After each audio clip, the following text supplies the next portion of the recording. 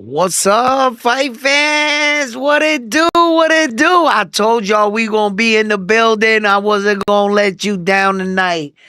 Couple nights, my wife done talked me out of it, but we got to get on tonight because there was a lot said in the chat earlier to say, and y'all Mexican dudes is coming at me hard. Love it, love the energy, love the comments. Yo, my boy Gallo, bro, right? He's funny as hell. He done said, I said, yo, Gallo, right? Because we got a thing going back and forth. There's a little inside joke for all the newcomers here around with Sports Talk. I said, yo, El Gallo.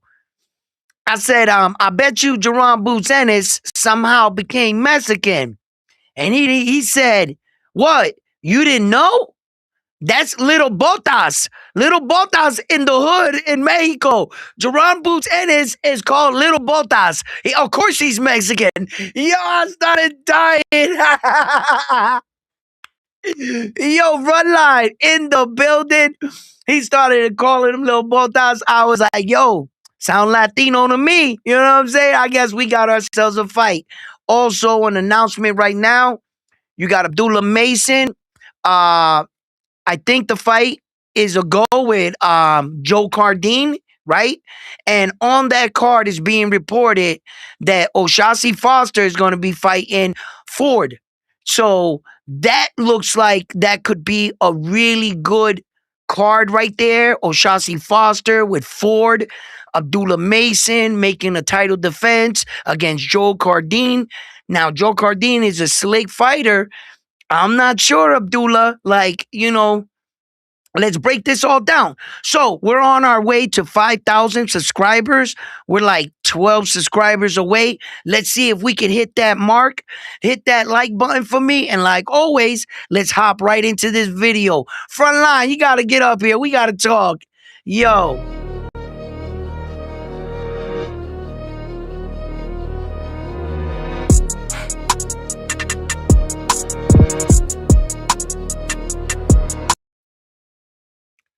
You know, Frontline is in the building.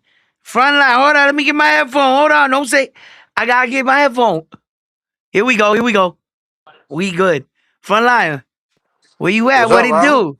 Oh, man. Did you Coqui hear? in the building early. Shout out to Coqui. Koki, what up?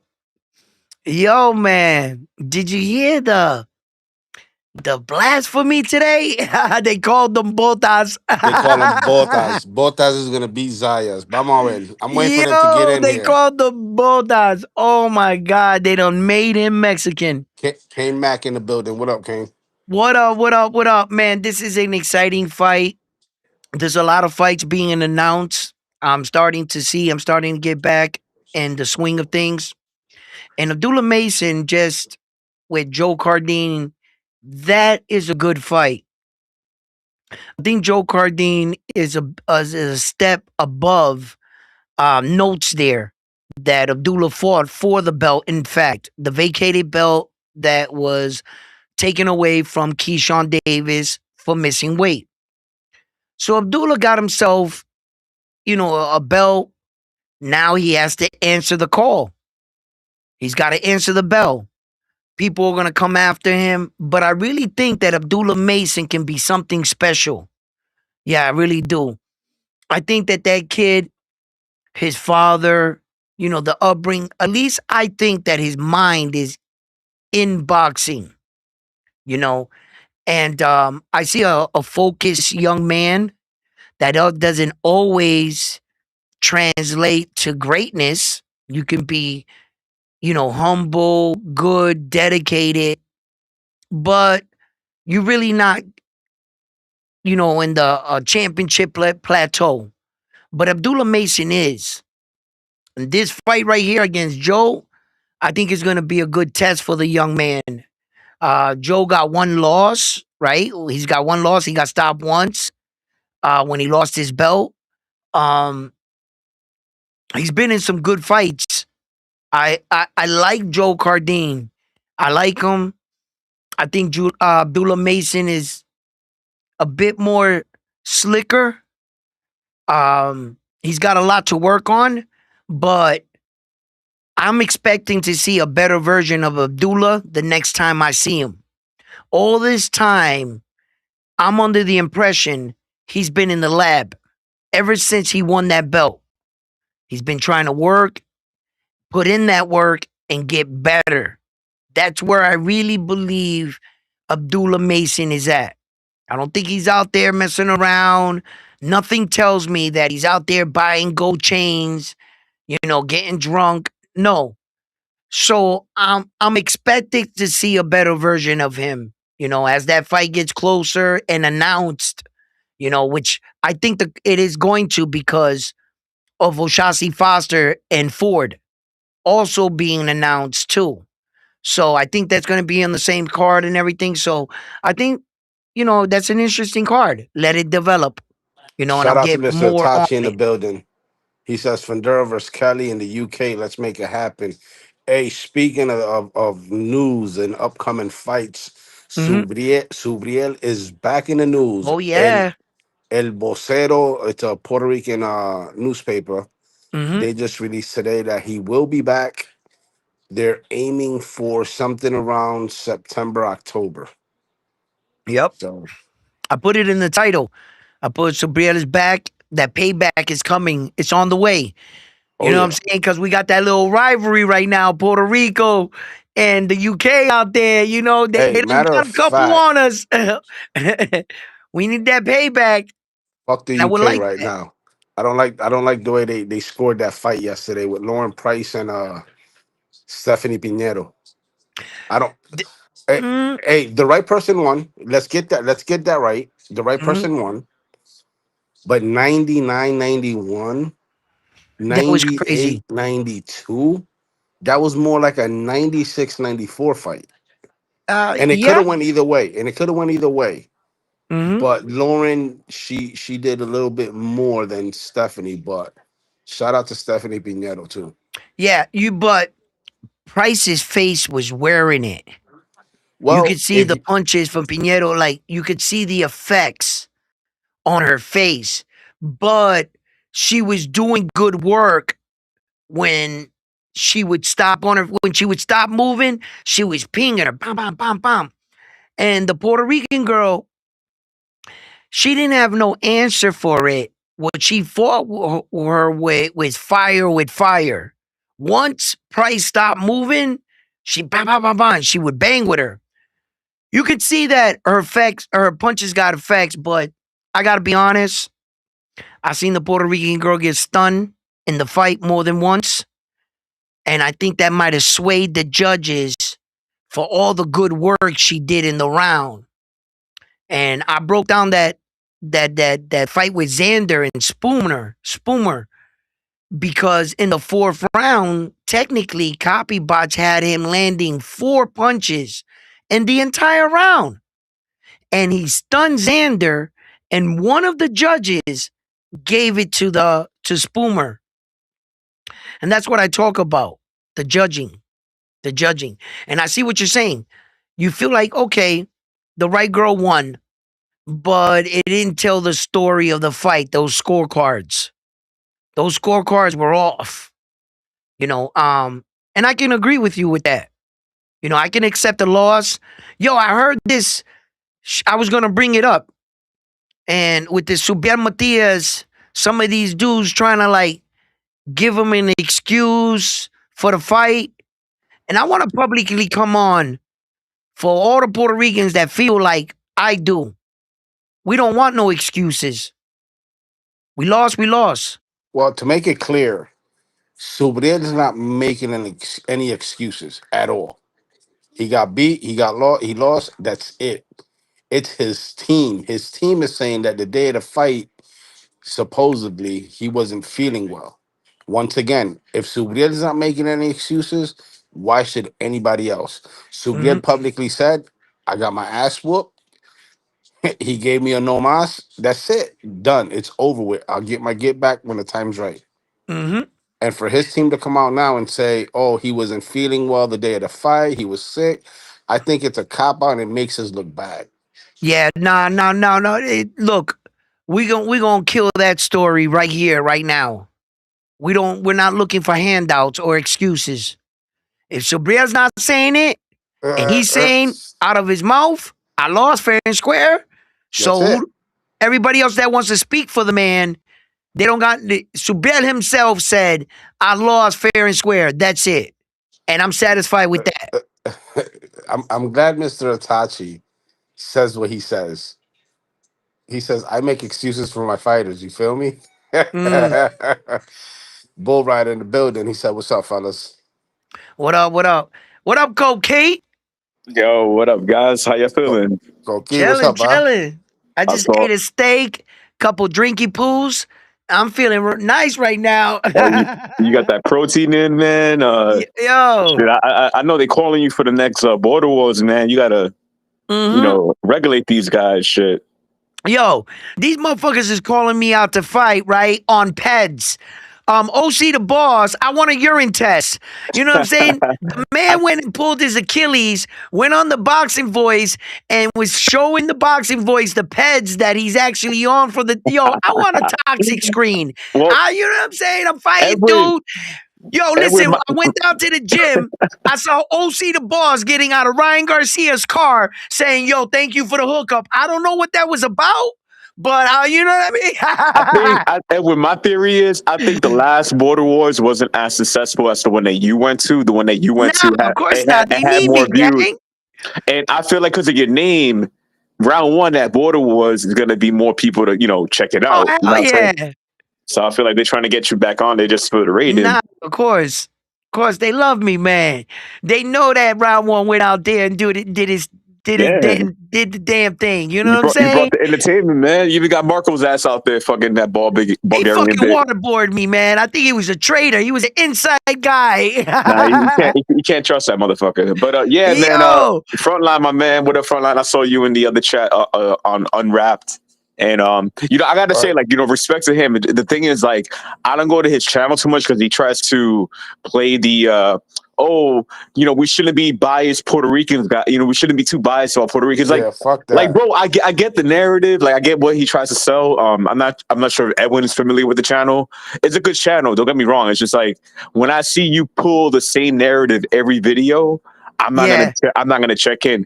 At least like when I come to round one, there's like 100 topics to talk about. So the whole show can't cover everything. I just know you guys are gonna talk about different things. That's why I come here. yeah, absolutely, man. You know what I'm saying? Is because when I when I decided to cover this sport, I made a vow to cover boxing. I do talk about some of the top stars because that's what the public wants to talk about. They don't want to talk about Joe Schmo. I tried it. It doesn't work. They do want to talk about the top fights, the top fighters, the guys that are threatening. You guys know how I feel about like pound for pound. I've always said it. I thought the pound for pound should be a very prestigious, hard list to get on. I think it should be the top five, the top three, and the next two that's threatening. That's really what I want to know about in boxing. I really don't want to care. I don't care about the ninth pound for pound fighter, the 10th pound for You're just describing a good fighter. Well, That's it. But I I want get to it. ask. Yeah, my bad. I want to Yeah, ask no, no, go Frontline ahead. and Edwin. I wanted to ask you guys. Besides this channel and like probably two other channels, what other channels talking about Rene Santiago? This guy. This guy goes overseas, right, to Japan. Japan is one of the Edwin. Japan is one of the hardest places to fight at. You know what I'm saying? To win in Let's Japan, go. you gotta be a warrior. So I feel like nobody's talking about him because he's an older guy. He got a loss on his record and shit. But there's this channel, like two other channels I follow, are the only channels that mention Rene Santiago. So do you guys know any other channels that mention him? No, no. And I No. went on TBV and I gave him a shout out. I stopped the show for a second and I was like, shout out to my road, my Oh compadre, shit! the Puerto Rican champion, the unified world champion. But he went on the road and he fought early in the wee hours of the morning. And to all the people that didn't know or watch the fight, he successfully defended the belts and brought them back home to Puerto Rico, So and that was a good moment. just to keep you guys up on the Puerto Rican YouTube streets. Yep. They got Rene Santiago as the Japanese Slayer, and they got Oh Oscar yeah. Collazo as the Filipino Slayer. Woo! Listen, yo, Oh, Filipino, where y'all at? Where's the Philippines at? Where y'all at? Yo, damn. come on, man, come with it. Let's Oh, go. Listen, yeah, we need bro. to make some of these healthy rivalries because the truth is the truth. Don't ever take any of this shit personal, Yeah. right? We like when when we get these fights, we'll be up, you'll be down. That's boxing. But I gotta admit, what Chulo Santiago is doing is not easy. And although I rock a smile and I appreciate it, what he's doing, yo, that's 3 times. 3 consecutive times. He had 3 fights in Japan and he went out there and beat all them Japanese fighters. That was not easy. It's not easy to do. And he did it. So shouts out to him. And I've always said it. This is the exact reason why I feel this strongly about the Xander fight. Wait. I gotta answer Mr. Itachi real quick. He wants to know who's your Mexican Slayer. We outside. I gotta Oh, give that to oh. Subriel. I gotta give that to Subriel, hands down. Who's the Mexican Slayer? Hold up. Didn't Xander, I? Xander también. Espérate, hold up. We're moving a little too fast here, right? Because if we're gonna, uh, well, you can't call Terrence Crawford him, right? Because he only got the top one. Well, no. I think Who's he means your? for He says the your The Puerto Puerto Rican. Rican. Oh, Puerto for Rican. us, It would be Xander, no? yeah, Xander's one and Subriel's the other. yeah. It would be So, Xander. He beat so we more of got a them. couple Mexican Slayers if you want to get technical. Yeah, it would Hey, be shout Xander. out to Chile de Garcia. He said, Buenas tardes, checking in from Riverside. All right. Kermud says, Love Marco. Dude looks like a skinny Homer Simpson. Me, Homer Mio, Simpson on crack. Mio Uh, Pera. yeah. Shout out to Mio. He says the flag is part of boxing. He That's said, what it yes, is, baby. Cuban small boxing channels mentioned him, talking about Shout out Rene. to Oh Cuba. yeah. Shout out to Cuba, Saludo, Latin channels, keeping all Latin boxing Yeah. alive. That's what's up. saludo Richard. Richard's in the building. Salute, guys. Yo, what's up, Richard? Mr. Chachi, Ricardo. Hmm. Precise Construction says, what's up, fellas? Yo, where the fuck is Bobos and fucking Gallo at? Gallo, I'm Bob, Where, waiting for them. I'm waiting where, for where the them. Bobas, hell they at? Where the Bobas hell was is here. Gallo at? Bobas was here, man. He was? Yeah, isn't he Bull Rider? Is that the same people? No, Nah. no, no, no. Bull Uh, I, Rider's different. I feel like Bull they got Ride like is two. different, Uh, yeah. my bad. Yeah, I used to get him Uh, confused too. Richard wants to know, Edwin, how many hours to fly from Puerto Rico to Japan? mm, To Um, Puerto Rico. Okay. it's Well, like a it's just 10. 24. It's It's like a gonna be 24 12 hour flight. hours. 24 hours. They got to do a bunch of layovers. Layovers and shit. Yeah. But no, if you were talking a straight flight, You're not gonna get a straight flight to Japan from Puerto Rico. yeah, you were to go to LA. You can barely get yeah, a straight flight from fucking New York to Puerto Rico. You got to fucking lay over in Georgia or something. Oh, that's crazy. And I then hate they that say the shit. the world is round. It's Yeah, I hate crazy. that shit, man. Fucking, Per, per, I gotta go to fucking Atlanta. yeah, Precise wants to know what's the topic for tonight. Just got in. We Uh, talking boxing. We talking the upcoming fight between Zayas and Boots. We talking Abdullah the re- Mason, Joe Cardenas. yeah, yep, we're talking the return of Subriel Matias in Yep. September, October, somewhere around that yep. range. We Hmm. got a lot of fights in May too. A lot like the Usyk fight and the Zerto and Benavidez. That's gonna be Hey, in May. let me talk about something real quick. What you guys think about Tim Zoo's performance? I wasn't happy with Average, it, man. I wasn't happy with average. it, man. I got to admit, he's doing the same mistakes. Is it Yeah, me? He's still going straight back, right, leaning up. right. He's still not respecting his opponent's punches coming through. Once he Yeah, starts punching, his hands go down to here. exactly. Edwin, He's still making the same yeah, mistakes. I hate his lapses. He has lapses in fights. Like he does good for one Yeah, moment, and then he like kind of it was just vanishes. me. Yeah, I don't like it, man. I feel like I'm not a fan of Spence. Don't get me wrong. I'm not gonna say Spence Right. could beat him, but yo, Tim Zoo at this level, you got to add a little more to your game because if we see Subriel fight in He's September, not evolving. Yeah, and then Superhero doesn't add a little head movement in September. We're gonna be like, yo, guy, go to Fajardo, chill with your family, like enjoy your life. We don't want to see Yeah, guys right, make the same mistakes all the time. right. You got to and that's what I talked about Abdullah Mason. When I see him, I see a better version of him the next time. When I see Xander the next time out, he gets better. I don't Right. want to see the same mistake. Yo, I'm sorry. That's why I brought this up with Tim Zoo. And you guys know I'm critical on guys. I'm not saying that Tim Zoo sucks. I don't say fighters suck. I just break down what they're doing. Right. And I had to know. I had to know. Am I the only one that's seeing Tim Zoo not really correcting any of his mistakes? Yo, my He bad, could have frontline. got caught in Yeah, that fight.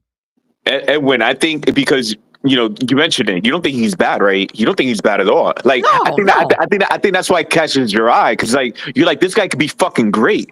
This guy could be Yeah, he could legendary. be somewhere But around there. Yeah. he's gotta add those one or two things to his game, and just like other fighters we see with these flaws, like we only notice it because like we really like these guys. We want to see these guys win. We want to see these guys go for the top, but it Right. just doesn't happen. Like you're not gonna make it if you don't have the complete game. And that's the thing.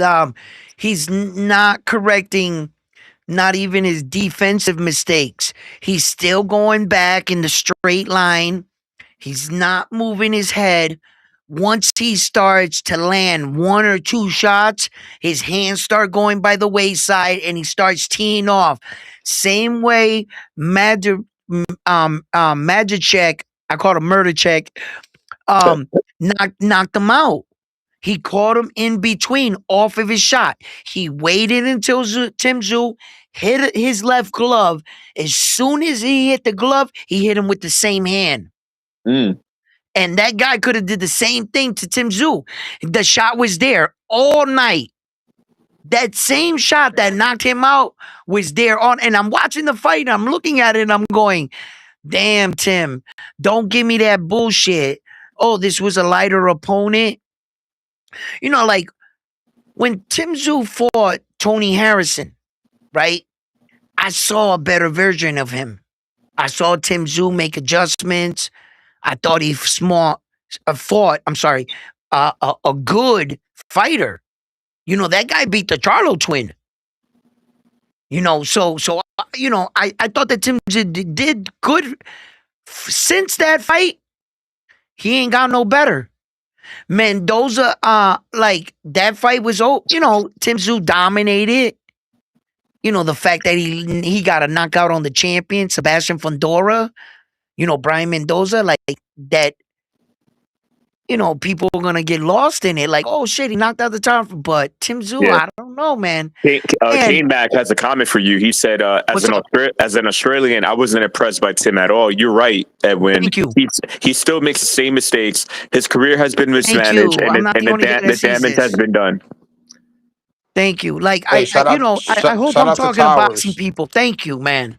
Yeah, Shout shout out out to to Towers and Towers in the Mr. chat. Itachi says Tim's gonna KO Earl. I don't see that happening. No, I don't see that happening neither. Not like that. Okay. Earl's been out of the ring for a long time. Let me tell you something. Yeah. Okay. Tim Zoo got the ability to drop Earl. Let me take that back. I'm sorry. That's too much time out of the ring for Earl to emulate fight speed. There's Right. one thing to spar. You're free in there. You don't got all the emotions or the intensity of the night. The crowd, your girl, you don't got all that. So you're free kind of in sparring. You really don't know how you're pushing yourself. Fight night, that's a different energy. He might aerospace, my biggest fear is that he's gonna look sloppy. He's not gonna be up to speed with professional boxing. And he's gonna look bad in the Tim Zoo fight. And if he was to stay with it, he'd look better in his next fight. But I want him to do good in the Tim Zoo fight. Because I want to prove my point that neither is Tim Zoo getting any better. But if you put him in a ring with a guy with over 600 days in activity, over 600 days, that's 2 years. And you're going to mean to tell me just because of his name, I'm supposed to believe he's up to boxing speed? Come on, brother. I fought. I know that's not true. I got a lot of shit in my head. My body just won't do it without proper training. You think you're a ninja up here, but when it's time to, it's different. That's where training and years of backing your training pay off. You can't take breaks like that. The athlete always thinks, I can take a year off. Well, guess what, buddy? If you took a year off, you're going to have to take a year coming back to get where you were. Now, 4 months is going to bring you. You might be physically strong back. You're going to feel like yourself 100%. It's going to fool you to thinking that you're right where you left off. Nope. You're going to get a rude awakening. You're not up to speed. You're not. It's just, there's very few fighters in the world can do that, and that concerns me. So, if you were to put Tim Tszyu up to where Errol Spence, I got no pushback. I'm not sure under those circumstances. But you put Tim Tszyu against the top 5 right now trying to get a title? Not happening. It's not And, happening. and I hate to say this, but even Virgil beats Tim Tszyu right now. Yes, wipes him down. I hate to say Wipes this. him down. Because at one point I thought Tim Tszyu would beat the dog snot out of Virgil. Virgil. Right, that's what Yeah. I'm saying. Yo, Tim Tszyu was going up there. He was being considered. Like just before Jamel Charlo was disrespecting him and avoiding him and giving him step aside money, then he became a step aside dude. Tim Tszyu. Because in boxing, if you were really about those belts, you should have never took the step aside money and forced him to vacate or fight me. I'm not taking a step aside. See how that worked out for him? It didn't. Edwin, do He you never agree? got a shot. What Do up, you agree, Koki? do you agree with Kane? He mentioned that Tim Tszyu was mismanaged. Do you agree? Do you agree with that statement? Mm-mm. He was never mismanaged. He just didn't win the fight that he needed to. Right. I think that he wasn't mismanaged. His corner let him down rather than his team on fight night. There were a lot of things that I'm sorry. You have to acknowledge these things and you got to put the blame where it should be. That cut that Tim Tszyu suffered in the Sebastian Fundora first fight was in the second round. Your corner should have stopped the fight. Tim Tszyu would have retained his belt and you guys would have lived to see another day. The fight would have got rescheduled. He wouldn't have took 10 more rounds of being blind and taking that massive ass whooping from Sebastian Fundora. I don't give a fuck if he broke Sebastian's nose. He didn't have to go 10 more rounds like that. Right. You didn't have the equipment in the corner to stop the bleeding. For one, I'll give you this. You were never going to stop that bleeding from that cut. It was up here on that vein. That wasn't going to stop. But if you had the right glue, the solution, you could have bought him time. You didn't even have that. You know why? Because Tim Tszyu's corner, I bet they did this. This happened. I'm not saying that this actually happened, but I can imagine that it did. You know, you're warming up. Da, da, da, da, da, da. Guess what's not going to happen tonight? What? A headbutt. He's 6'6". You're 5-0. Guess what? I don't think we're going to have headbutts, guys. Right? Forget the bag. We don't need the bag because there ain't going to be no cuts in his fight. Elbow. Dumbasses. Right? Then, they just let him down, Tim Tszyu, in so many different ways. Then when he fought Bakram there, what's his name? Murder Maverichek. Backroom, you mean? Yeah, well, that one. I like to say by his last name. Not I said his first name. But anyway, when he fought him, Tim Tszyu gets knocked down in the fight, goes back to his corner. What was the first thing he said? What did I get hit with? They sent that man back out there and he gets hit with the same shot. What the hell are they teaching you? Right? I'm like, damn, Tim Tszyu's corner. There were just a couple situations in boxing that it was crucial for you guys to step in and save your fighter. I'm not sure he was mismanaged in the sense of getting him the fights. Okay? In a sense, he was, because I would have never took that step aside money. He took it not once, but twice. He took step aside money from Charlo twice. And that's why they started calling him step aside money dude. Tim Tszyu. Just offer him the step aside money. Just do what you always do. Step aside and let the real champions fight. Then Tim Tszyu felt some kind of way when they started talking like that about him. And he was like, fuck that, I ain't taking no step aside money. And he went, but truth be told, he digressed. He stood where he was on that level, and he's making the same mistake. So we'll see. We'll see what happens with him, with Spence, if that's really true. Look at the Mayweather fight, guys, with Manny Pacquiao. When it was announced as a real fight. Now an exhibition. Now Manny Pacquiao is threatening to sue Mayweather. They're saying that the fight was canceled. Then that was a lie. Somebody from Mayweather and the reporting circle confirmed that the fight is still a go, but Manny Pacquiao wants it to be a real fight because he wants to whoop Mayweather's ass and get credit for it. Speaking of the Mayweathers, that other bootleg Mayweather on Sufa, I guess he was supposed to be the next great Sufa. Well, he lost. He lost. So I was like, oh shit. You know what I mean? Like, that's boxing for you. And I his name think was Merriweather. Mayweather. Yeah, the bootleg Ma- version. That's why I said he's bootleg. He's a Hey, bootleg Mayweather. Go ahead. Towers wants to know. He says, "Has Xander's defense improved?" Question. I need Xander to improve.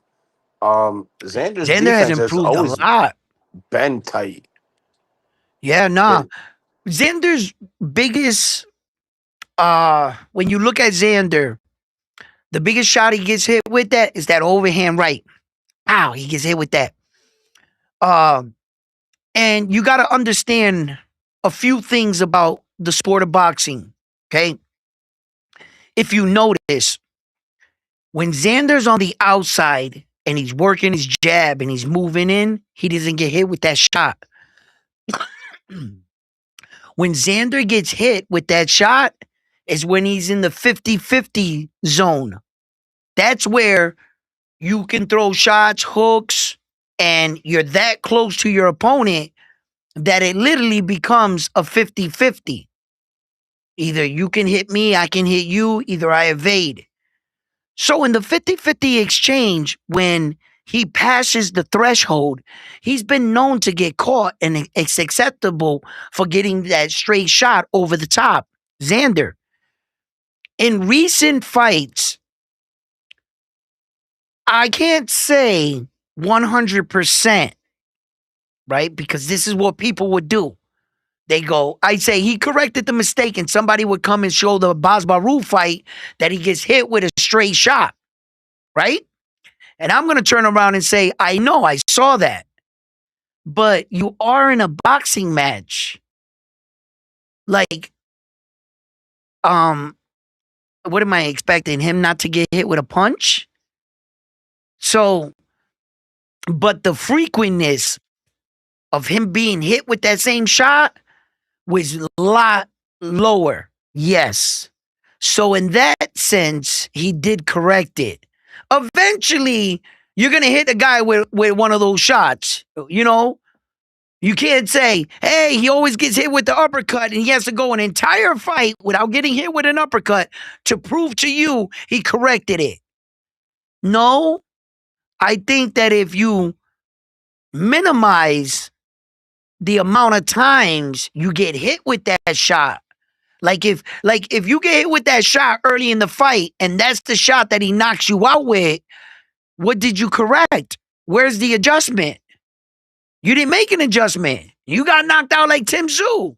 With the same shot he put you down the first time, he put you down the second time. What did you learn? You understand? Like Abdullah Mason. When Abdullah Mason got hit by that Dominican dude, right? What was the same shot that put him down?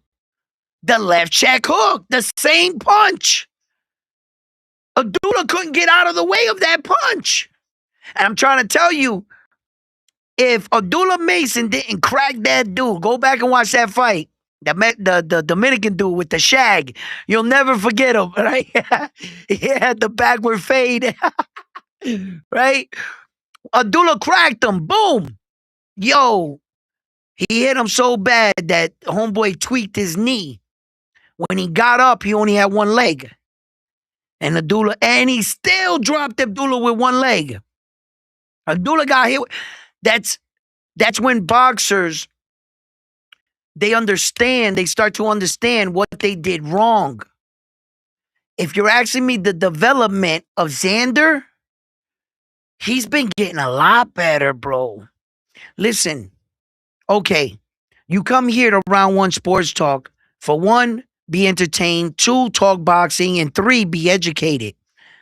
And I come here for the very same reasons. Because you guys are my help. You guys are my eyes and ears. And you guys bring shit to me. Because you guys are boxing fans. Right? Okay. So when we talk about like learning in boxing and watching the sweet science and watching everything evolve, right? Okay, check this out. I saw you frontline. The development of Xander is getting a lot better because his competition got a lot better. In fact, Chino Perez beat the top prospect in Conwell. Xander beat him. Abbas Baru was a better champion than a lot of these guys that are in the division. I think Abbas Baru will be world champion again, and that win that Xander has against Abbas Baru is going to age well. Abbas Baru is a good fighter, and I talked about him in my morning live. Go back and watch that live in the way I talked about Abbas Baru, because truth be told, like I like Xander, but I'm on a different quest in boxing. I'm sorry. I like the sweet science. I've always been impressed by a man being able to knock out another man slick. It's something I fantasize about. Having a guy throw a punch, slip it, uppercut, walk off type shit. Real cool. Real, Steve McQueen type shit. You know what I'm saying? Right? And when I watch boxing, that's what I'm always asking myself. So not only did I recognize Xander's performance, but I also recognize his opponent, Abbas Baru, and what he did in the ring. It really impressed me, and I became a fan of that man on the night he fought Xander, because I'm actually watching the fight, to look at the sweet science. So yeah, frontline, can you read it, catch up on these chats? Yeah, 50-50 is a little sketchy, says a little risky, says Towers. Do Yeah. you think Boots' power will give Xander a lot of issues, says Chris? Stop right there. Okay. Here's the thing. Unfortunately, I'm not gonna lie to you. I'm not gonna sell it to you. I'm not built like that. I can't be fake. That's something I gotta see on fight night. Not all fighters translate their power well. Jerron Boots Ennis has had one fight at 154, and Lima there didn't really like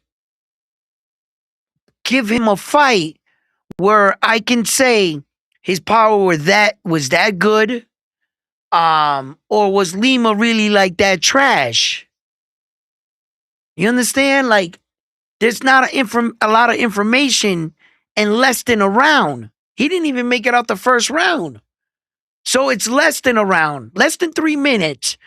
I can't give you an assessment on his power when Xander's been there his entire career, getting punched by some of the biggest fighters at 154. So at least I can tell you this much. Xander's chin's been battle tested. Yeah. The only thing is left for me to see is the night they fight. Will Jerron Boots and his power be too much? You know, Hey, is he hey, that guy? CJ Rich is in the building. He says, "You took my Nostradamus belt. Don't take my girl." Ah, yo, listen. Yo, hey, listen. I told you. And yo, Rich, you didn't even come up here to get your crow for the night. Hey, Rich, be honest. You're a boxing pugilist like me. And when you're right, you're right. And when I'm wrong, like men. Did I not break down that Sebastian Fundora Keith Thurman fight to the T? Yes or no, Rich? At least give me that. Because I got us on a live at the end of our live, and you asked me personally, yo, Elwin, how do you see the fight? And I told, yo, exactly the way I said the fight was going to play out. Rich, did I not tell you Sebastian Fundora is about to stop one time Keith Thurman? Huh? And you was like, well, and I said, yo, Rich, you must be smoking on that la right? And I told you, Rich, I felt like he was going to be too much. And I told you, Rich, what was one of the things I told you? That Keith Thurman was going to actually experience things in that ring for the first time in his life. He didn't know how to solve that puzzle right away, how to get inside. And the worst thing that Keith Thurman did in that Sebastian Fundora fight was stay on the outside. You played into his game. You really gonna stay on the outside with a guy with an 80-inch arm reach? What the fuck was wrong with you? Uh, Look. Hey, and speaking of the Notre Dame, the boxing committee has gotten together. You know, the Notre Dame boxing Oh yeah, committee. yeah, yeah. Make the announcement. Breaking news! Breaking news! Nostradamus is now entering a interim belt. Interim belt. Now check this out, guys. Check this This is out. how it works. Go ahead. Okay, check this out. We're going to be implementing the Notre Dame World title, and this is how it works.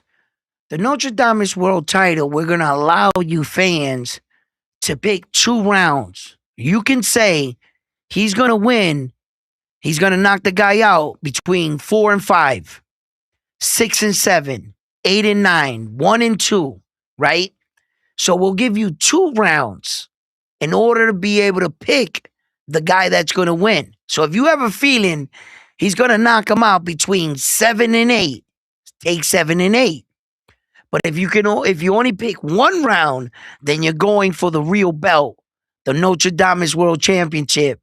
But the interim belt, hey, the Notre Dame belt is hard enough to That that win that by gets you into itself. title contender. That gets you into the contender That gets you status. into, yeah, you know what I'm saying? So the interim title, listen, that's sounding like a real good idea.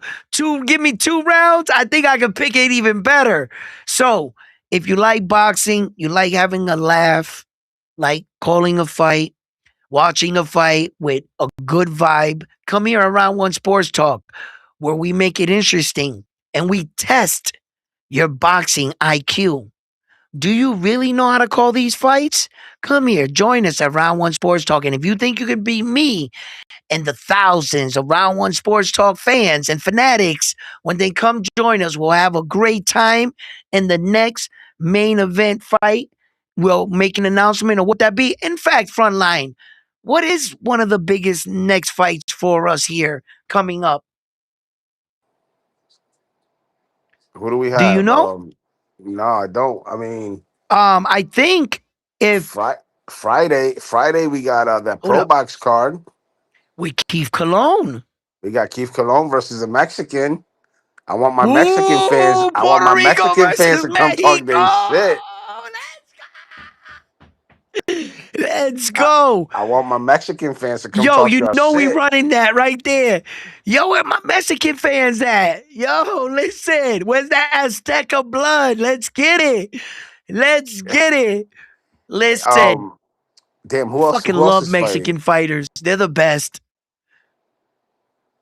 Yo, Sufa's Man. ass, by the way. That Yo, ca- that that that card yesterday was yo, trash. hold up. Hold up. Wait. Let's not go another further since we are on jokes right now. Isn't Santo Domingo down bad by Mexico? Oh yeah, Cortez beat the Yo, didn't he beat him? he beat Edison Garcia yesterday. Santo Domingo, y'all was just Eh, trying to come back up, down bad again. yeah, but to be honest though, that fight was an ass. That fight was trash. Yeah, That fight was trash. he Um, did good in Japan. yeah, The Dominican dude. he went up to Japan on short notice and He got the fought in the upset win. Naoya Inoue undercard. Yes, against David Picasso. Yep. Look, Mr. Tachi says we want our get back now. Ah, we want We that get here. back. Vic He- says I was digging Timothy's head movement and counters versus Tall Fundura or Tall Fuck, he actually said.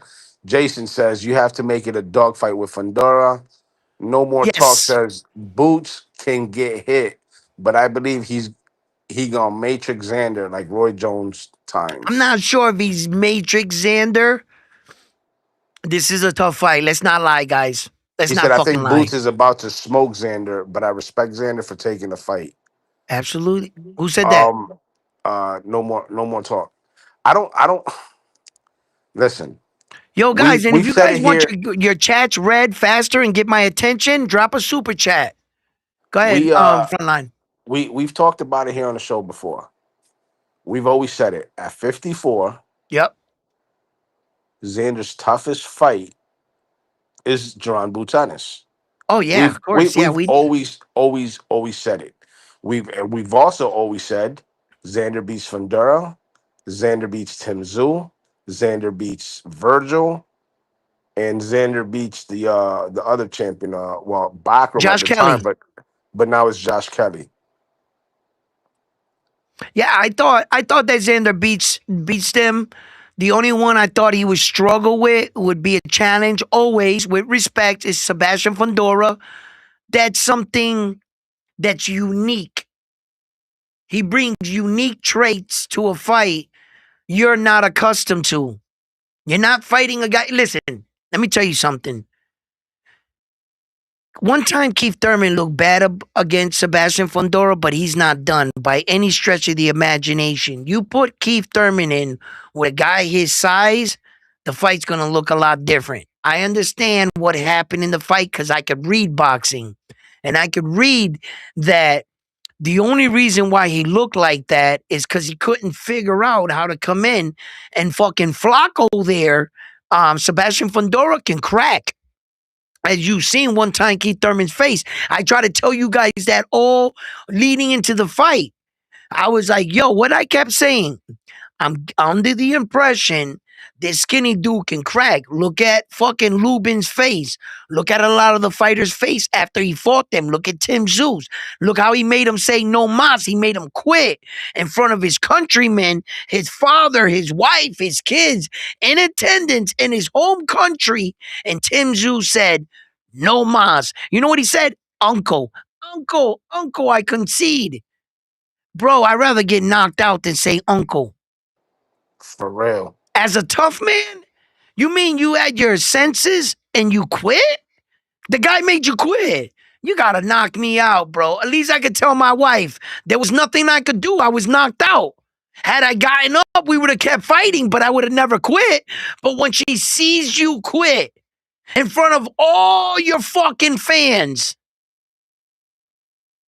bro, you guys gotta recognize that shit. I told you, Sebastian Fundora and everybody, no, Sebastian Fundora got knocked out by Brian Mendoza and that he's a bum and that he's chinny and that he can't punch. And I was like, bro, you guys, some of you guys, not all of you, not the guys here at Round One Sports Talkers, you guys are smart. But fucking a lot of these other guys, you heard them all over these YouTube channels, right? You heard them, right? Oh no, Sebastian Fundora, this, that, and this and that. And I said, yo, you never got hit on the button?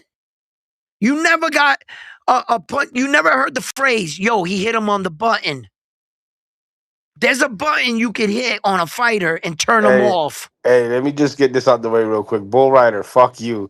Hey, yo, Bull Rider. What he say?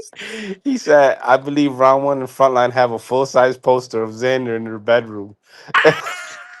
Yo, Bull Rider, what are you spying on me?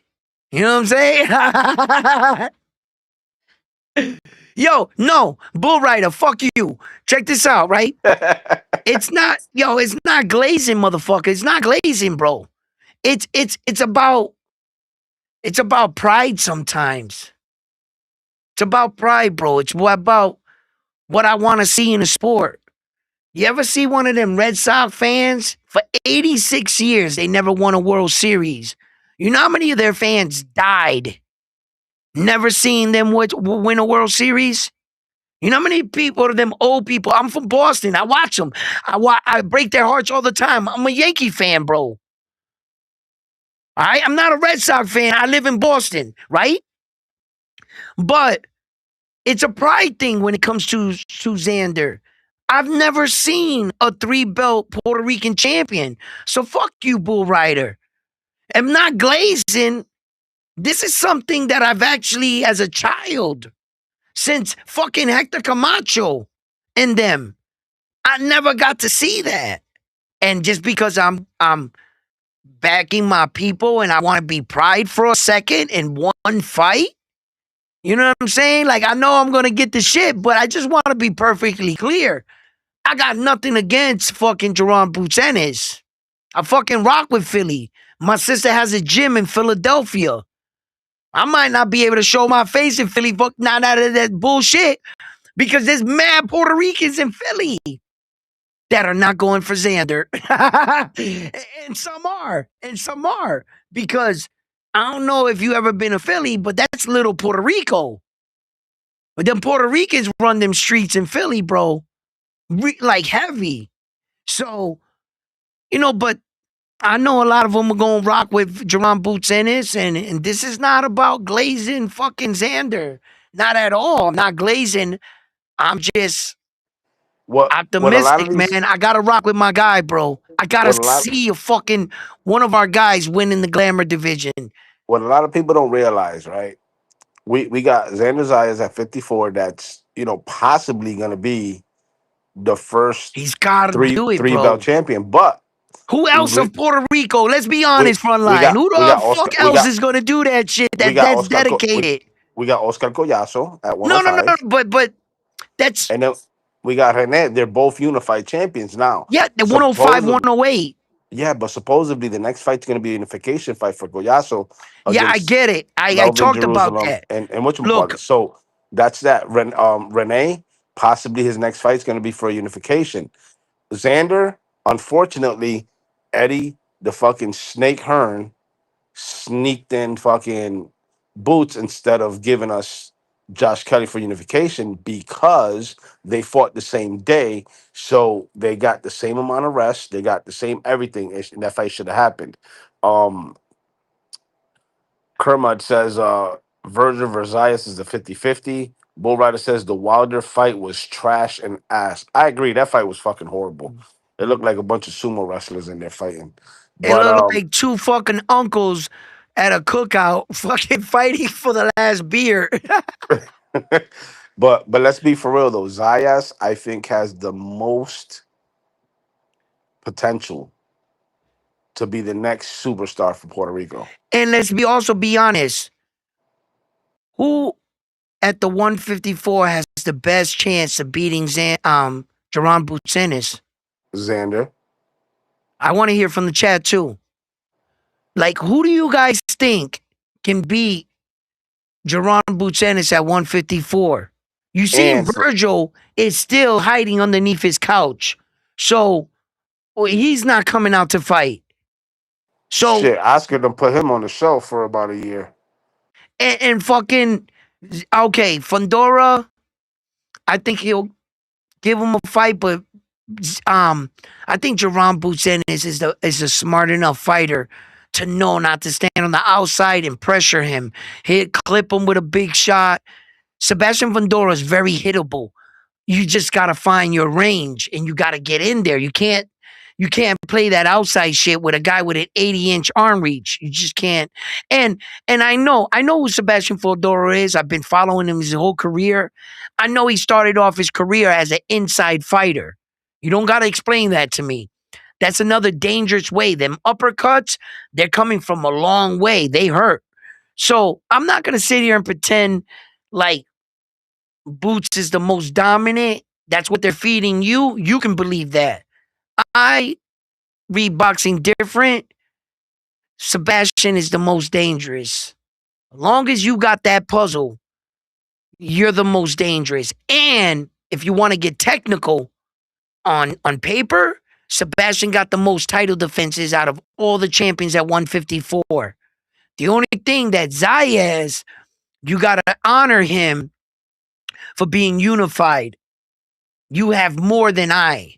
I know how to do math. If I got two and you only got one, I got more than you. Okay? All right. And So let's take another for all you Boots fans that are saying that Boots gonna dog walk Zayas. Let's not forget at 54, the ounces of the gloves, they change. That's number one. that's a big factor, man. You go from 8 ounce to 10 ounce, and you only had one fight at 54. One Now, that didn't last a round. can It can did. can Boots be dangerous for the first two, three, 4 rounds? I think he Absolutely. could be dangerous for 6 rounds, but after 6 rounds, now that I gotta see. I And think then Boots got enough in his to, athletic, everything. Whatever he lacks in the new division, I think he'll be able to do all that. Let's on average, the fight doesn't break out into the fourth round. That's when facts. the human body opens up. You get out there, you might have hit the pads or been on a bike in the back, but sometimes the walk out, the getting into your fucking gets you cold again.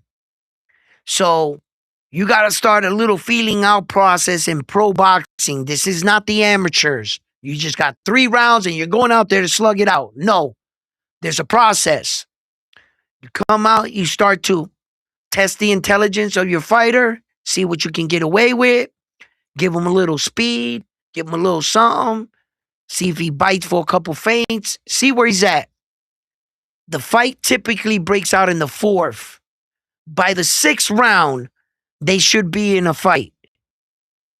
After the 6th round, Jerron Boots Ennis's gas tank is going to come into question.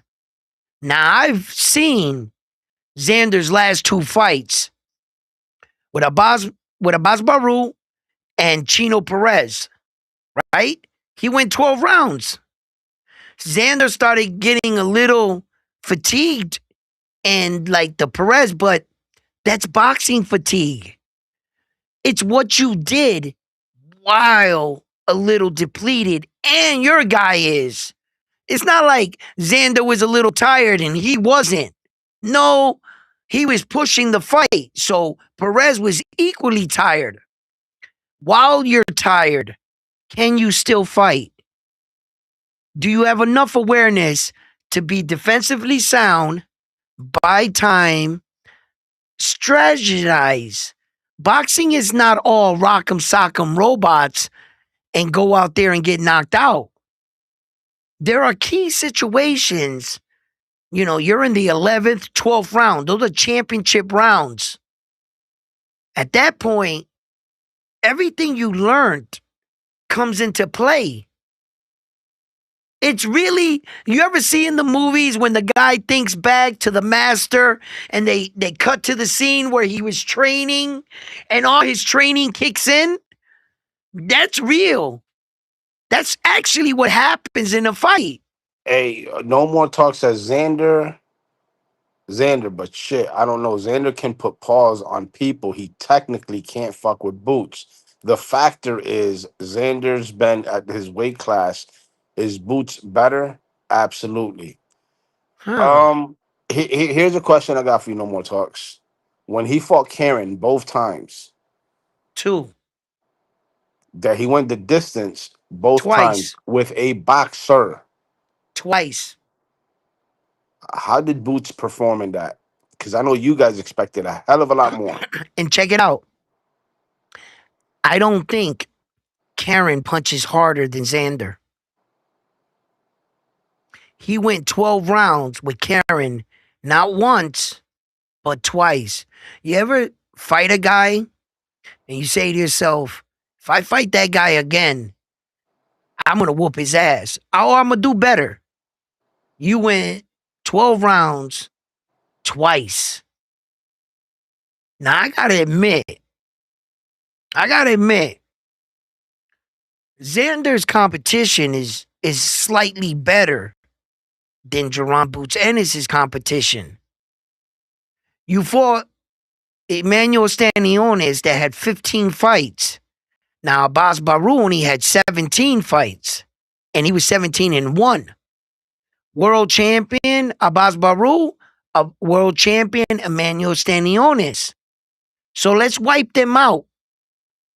Who else on Jerron Boots Ennis' resume, besides the people telling you he's a phenom, besides the eye test that you've seen him in against a bunch of flat-footed fighters, Jerron Boots Ennis, what movers, what boxers did he fight besides Karen that with just that much boxing ability, you had 2 shots at him and you couldn't stop him?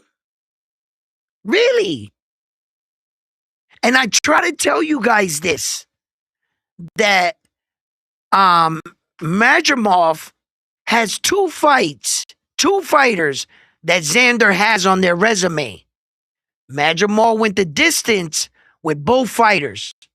Xander knocked out both fighters in the 5th round. I've shared this with you. Where on Jerron Boots Ennis' resume list of fighters that gives you the confidence to speak with your chest? I think a lot of you are impressed with his athletic ability. You guys see him. He's flashy, flamboyant, quick, fast. He's powerful. Jerron Boots Ennis is a great fighter. Okay? He just hasn't done it on the world stage. Now, we look at Xander. You fought Chino, was the number 1. You fought Abbas Baru, world champion. You fought better winners. We took a look at Jerron Boots Ennis' opponents. Everybody he fought.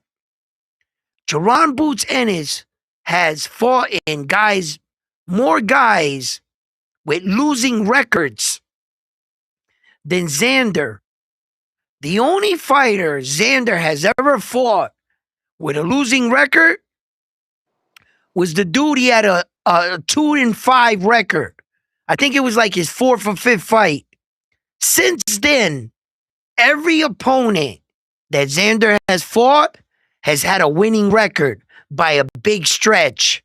It wasn't like Jerron Boots Ennis guy that had 26 wins and he had 24 losses. He didn't Here we fight go. guys But like that. cut On creators, average, Xander fought the better competition. And that's just the facts, Jack. That's just the facts. I can put up both their records if it'll make you feel happy. If you want to see that, I did that this morning on my live. You can go back and watch where I put both their resumes together. It's obvious Xander fought the better competition. So I'm not sure where everybody's like, you know, and this is going to be too much for him. Really? What here we go. fighter has Cut. Jaron Boots Ennis faced that was like Xander? You can't compare because all his fights were at 47. He's only got one at 54. Yes, I didn't want to bring that in. I'm trying to give Jaron Boots Ennis the benefit of the doubt No, here. fuck that. We're not here to give no fucking participation trophies. We're gonna call it how we I'm not see it. trying to completely shit on Ennis. I'm trying to like make him, but the truth is, yeah, Cut I Creator says the fact that Boots fought Karen twice will be the reason he stops Xander late. Jason says Boots is too what? overhyped. It didn't make no sense, but he got another comment in here. I'm gonna get to that. You I can address. Deepwood, saludo, Bobby. He said, "How is Boots better? Tell me, because I don't see it. Let me know when you find out." Roberto, Karen how? is horrible. No more I talk says he got better second time with Karen because he knows he should have stopped him. Robert, okay. So he got better the second time with Karen. He knows he should have stopped him, but he but he didn't still went stop him. 12. Roberto said Boots needs a tune-up that he asked for before fighting a champ.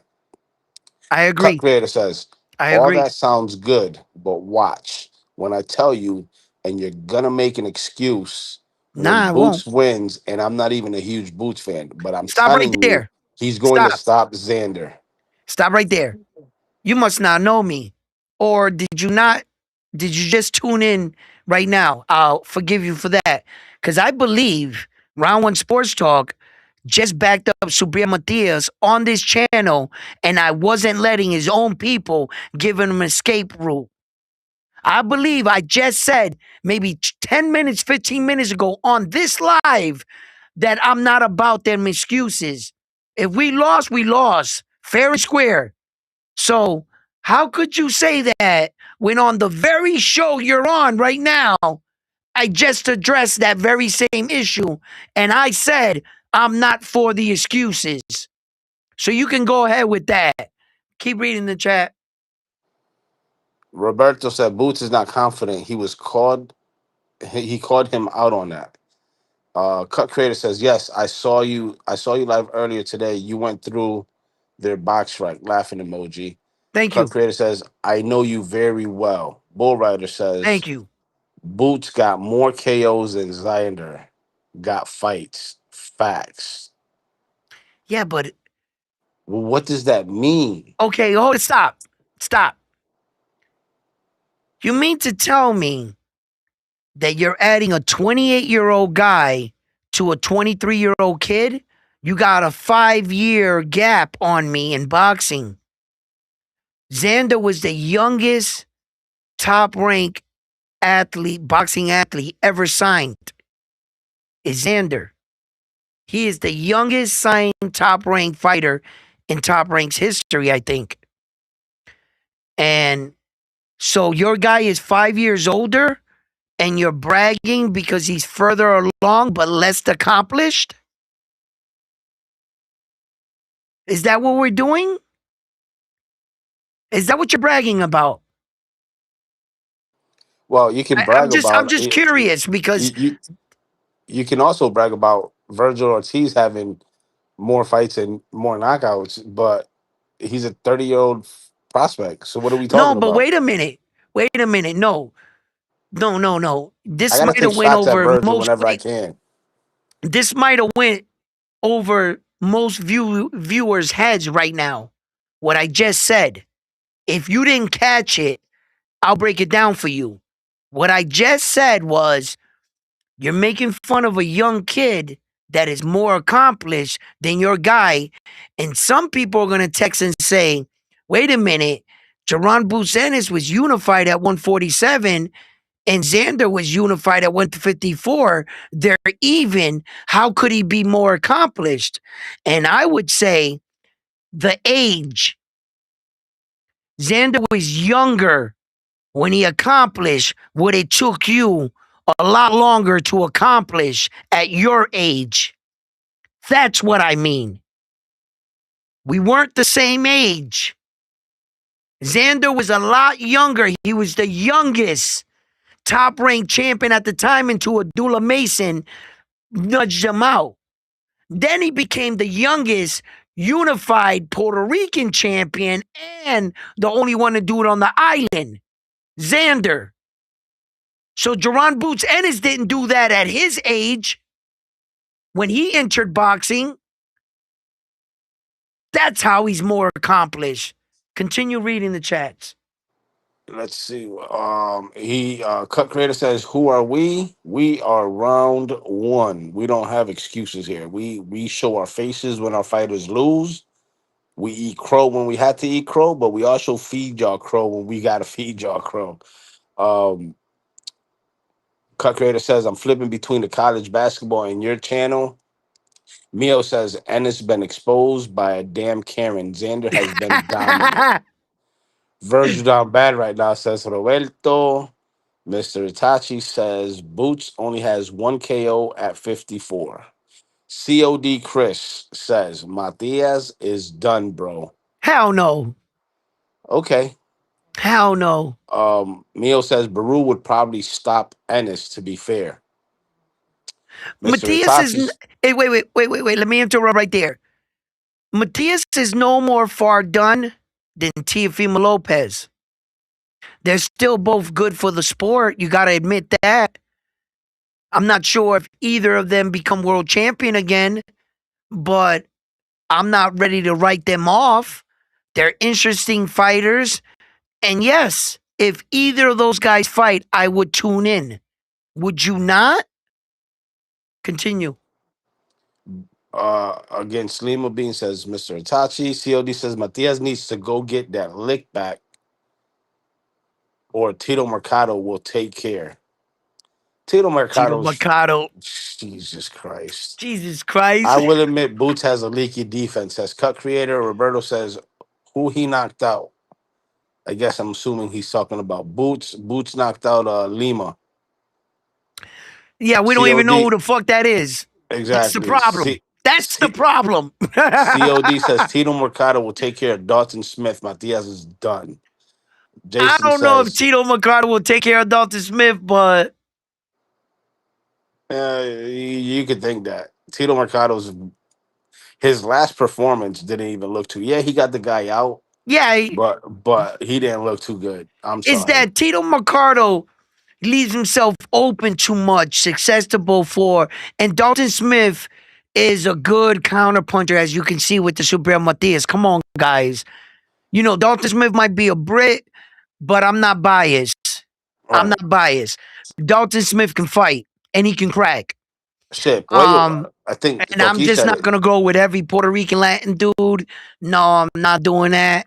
It's just Xander, and I was very explicit in that it's just this one fight. When it comes J- to boxing, I'm gonna give you my honest assessment. Whether he's Puerto Rican, Latin, or whatever, I'll tell you who I think's gonna win.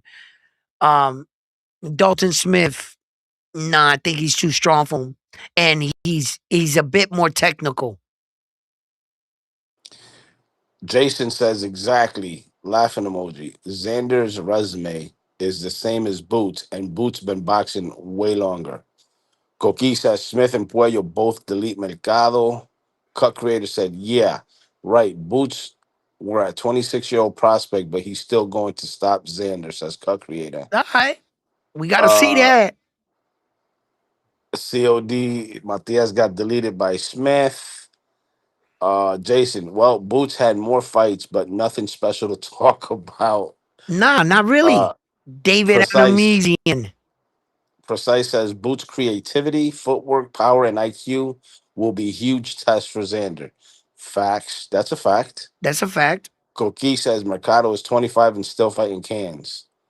Yeah. Um, Roberto says they made excuses for Tio. Coqui, COD, tell me Mercado to get in the ring with Matias.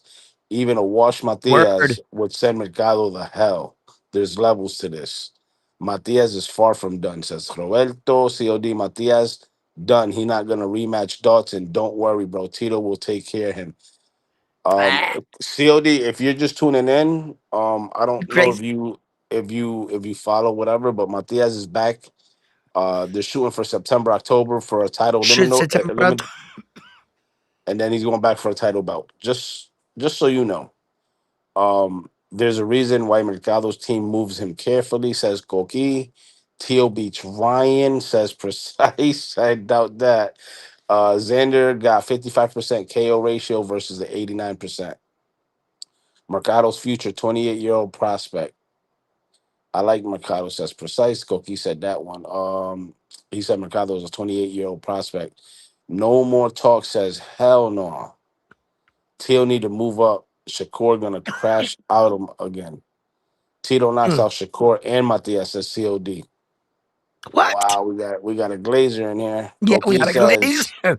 We got a Chris, we glazer. get it. You're a California Mexican American who doesn't speak Spanish. You don't gotta stand for another He's a Cali conformed Latino cholo. who doesn't speak Spanish. Appreciate the unbiased round one. That's real. Says precise.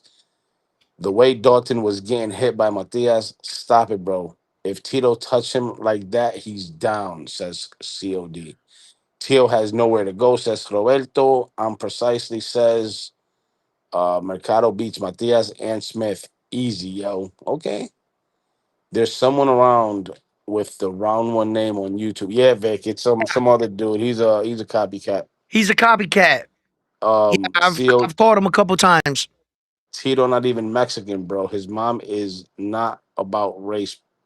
This is not about race. Of course not.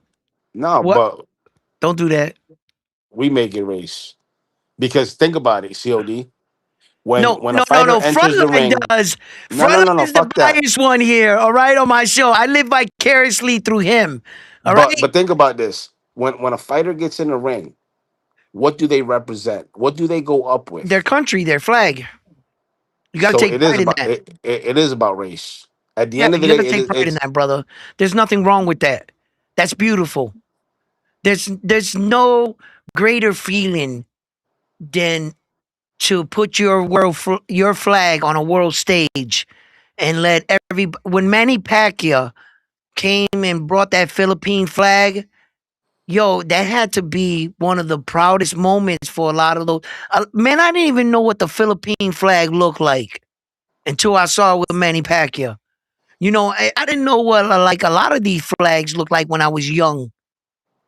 There can be no greater feeling, bro. And I will never, ever hate on a man for getting on the ring and bringing his flag and his country because I don't know what that's like. I couldn't my tell you, gentlemen, right now, tonight, what that sense of energy would rush through my body. Just knowing that I brought my country there with me and you had to listen to my national anthem. Sometimes I be sitting there squirming like, damn, we gotta listen to, but that speaks volumes. You know how many national anthems I've listened to that I've never would have heard had it not been for them making a main event, a pay-per-view worthy fight where that they sing your national anthem and the world must listen to it. God, Lee, that must be a proudful moment. Nah, bro, I don't give a fuck where you from.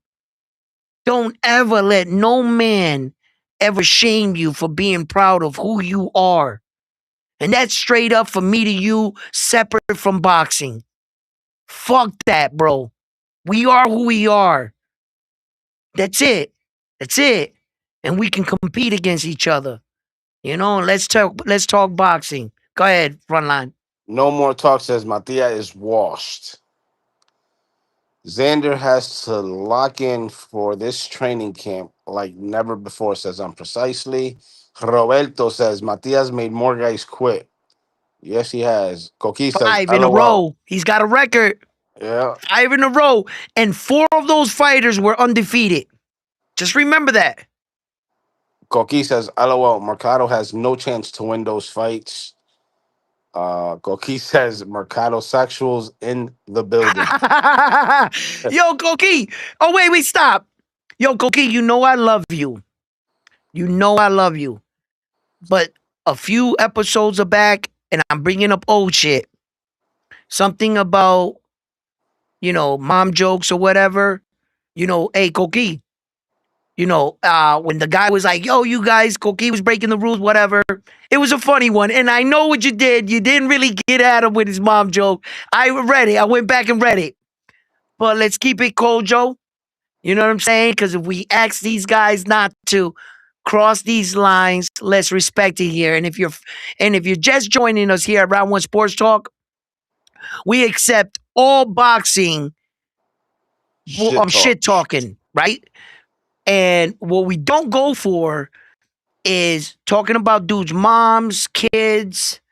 When you Family start, now we see you don't have control. It's cool to talk about your fighters, talk up your fighters. Man, my guy's gonna fuck up your guy. He's gonna knock your guy out. I respect that. or Puerto I Rico respect down that all bad. day. That's fine. That is fine. But the rest of the stuff, every now and then I come in and I say these rules. So because I'm trying to create a healthy and boxing environment. This is not a debate channel. You got your debate channels, you got your argument channels, your shit talking channels. Those are those channels. Here, I'm gonna, we're gonna go back and forth, and it's all good, but all with respect. Just remember, you guys are arguing about men and fighters you've never met. They're not your friends. They don't go to your house and eat dinner. You can express your feelings, your passion about your fighter, how you see it. But at the end of the day, we Round One Sports Talk family. We Round One Sports Talk community. And we might not all see eye to eye, but let's rock out with some respect. Frontline, is there any more chats? There's a bunch of them. Go ahead. Mr. Itachi says they scared of Tito, Mexican flag. Tito Oh, is solid. Good fundamentals, says I'm precisely. Construct says no problem repping your race, but respect all facts. yes. No more talk says call them out this boxing over here. Call them out this boxing over here. Facts. Mercado is hittable and is almost 25 and hasn't fought anyone. Tito, the Yeah. next Alexis Arguello. Matias beat Loma's record, says Roberto. COD. No. Tito would knock out Dalton and Matias. This guy's crazy. And go ahead. Coqui says, I got you, Edwin. Roberto says, Huepa. Coqui says, Bobo's just announced who needs Tatiquieto. A nuisance, And I think don't he the meant to cookie, say. don't let him get on you. He's trying to like, yeah, Coqui, nah, cookie's my dude. Stop, you know Tito what not I going mean? down like Tito's not going down like Matias, says COD. Coqui says COD. Mercado gonna end up like Zab versus Tim Zoo or the Zoo's father. Yeah, I know what he meant. Hell Yeah. nah. Boundary says no more talks. Matias a bum. Why he not rematch Dalton? COD, I don't think you understand how the game works. Yeah, I don't think you understand. Dalton Um, Smith with Sabir Matias mandatory for the WBC. There's no rematch clause on a mandatory. The only way you get a mandatory is on a voluntary. When you can put the claw in. But once you fight your mandatory, there's no rematch clause on a mandatory. So you must not like know the boxing but like but belt. but but that's all right, COD. Tune in to Round One Sports Talk. You get educated here. Nah, we're gonna educate you. We're gonna help you out with that. Like that, when Uh, you go to other channels and pop your shit, you got yeah, facts to back you just up. You know like what I mean? just like Supreme Matias couldn't get a rematch clause with the IBF, just like Liam Barrow didn't get a rematch clause with Richard Hitchens. He was the mandatory. How many times do you need to see boxing matches that the guy didn't get the mandatory and you haven't figured out why? There's no mandatory in that. You get one shot at that. That's it. And then move on to the next. For that, we just have guys just mandatory rematching each other, just going in a circle. The boxing don't work like that, brother. We just now Let me we catch gotta let get me the let guy me to catch up, accept the Edwin. fight. Let me catch up because there's a bunch of people in here. Yep. Koki says Mercado is in championship level. Matias is a two-time champion. Koki says Matias held gold twice.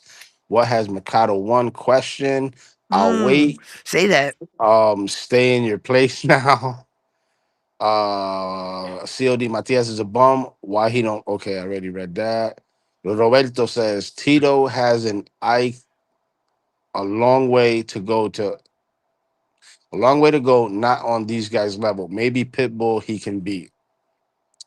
Yeah, Tito knocks out Up Pitbull. there Says in the COD. heavier divisions. Look, if you're talking about um Teofimo Lopez going up to 147, I don't think he got any wins. I think he should stay in 140. There's plenty of smoke there. I think Gary Antoine Russell, there's just a lot.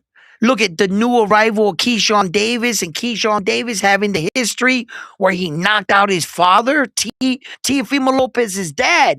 He done put hands on your dad and then talk shit to you on the conference, the post fight conference, while Tio was sitting there trying to act like he was reading a book. Y'all remember that shit? So don't come up here talking that gangster shit for Tio, right? Like he's this fucking killer. When the guy that knocked out your father was sitting right next to you, brother, I'm trying to tell you right now, you ever put hands on my father, then we wouldn't go another fucking second forward until I corrected that shit.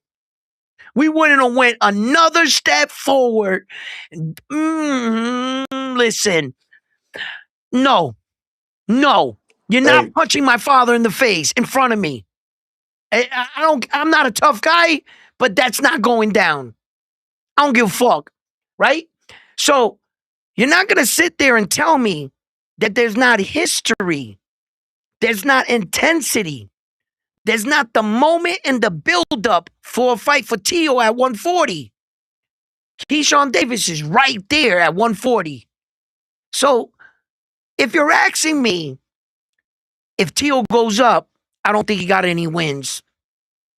You got to understand how small Tio is. I've met him. He's not that big. He's listen, in real life, Tio's like that big. That's how big he is. You know what I'm saying? And it's like, no. At 147, those guys might be a little too big for him. Have you guys seen the height of these two? Listen, Richard Hitchens, I think, is too big for Tio, even with the IBF 10-pound rehydration claw. You ever see Richard Hitchens like on TV? Like his shoulders are mad wide. Now, I have never met Richard Hitchens. I've never stood next to him. I don't know what he like, but in comparison to him standing next to other fighters, that's how kind of like I measure it. And I'm looking at Richard Hitchens and I'm saying to myself, he might be too big for Tio. He made that jab might be too strong for him. So there's a lot of fight for Tio at 140. There's plenty of fights, and I think he should stay there. Tio should stay there because if his only, I think his only shot of being a world champion is actually at 140. I don't think he has any success at 147. I don't think so. No. And I think that Shakur Stevenson actually should go back down to 135. I don't think Shakur Stevenson. I mean, in a way, he's proven that his skills can translate. His punching power was okay. I looked at Teal's face. Teal's face said a lot. All this Shakur not having power shit. I looked at Teal's face. I was like, that's telling a different story. Now, I'm I'm good with Shakur actually being at 140. I think he becomes a great champion there. I I I don't think Shakur is like going to do bad there, but I just think that he could dominate 135. I don't think nobody at 135 can stop him. That's all I'm saying. I see a clear path to all four belts. That's all. Now 140, it would be a rocky ride for Shakur. I think he can still do it. But I would have to see that. He would have a tougher challenge for me at 140 than he would at 135. The only thing that's holding him up at 135 is that Tank Davis ain't fighting nobody. And that's the fight to be made. And we all know this. You know what I mean? Let Tio fight Ryan again. What are you talking about? Let Tio fight Ryan already. Oh, already, not again. He said already. Let Tio fight Ryan. That would be a good fight, actually. That, my friend, would be a fun fight. I don't know. That would. I don't know if Tio got enough punching power for Ryan. That's my only concern. I think actually Ryan packs him up, packs Tio up. Ryan's too big for Tio, but Tio got enough skill. He's crafty enough where I could see a future where Tio can move around him. You know what I'm saying? I could see that. I see you front line. I'm coming. I can see where Ryan moves around. I mean, Tio moves around Ryan. Assessing it. But when Ryan catches up to Tio with that shot, I'm not sure if Tio's strong enough to take Ryan's punch. I saw how Ryan moved 6'1" Mario Barrio. Mario Barrio's 6'1", bro. Fucking Ryan was moving him around like a fucking rag doll. Tio's all of 5'6". Tio's 5'6", bro. 5'6" and a half in real life without those boots on. He's 5'6" and a half. That's what Tio really is. Fucking, I don't see a world where Tio like just gets in there all 12 rounds and just floats effortlessly around Ryan. No, at some point they're gonna trade punches. I'm not sure Tio's strong enough to take a Ryan punch. Ryan can crack, man. That's one thing that fucking kid you can't ignore with Ryan Garcia. Ryan He can Garcia is gonna punch. sleep Tio. Let's keep it 100. Ryan I Garcia think is he gonna beats Tio, but it would be a he's gonna fun fight to sleep him. watch. I wouldn't shoot the fight. I wouldn't recommend Tio to fight Ryan actually, but let's say they made the fight happen.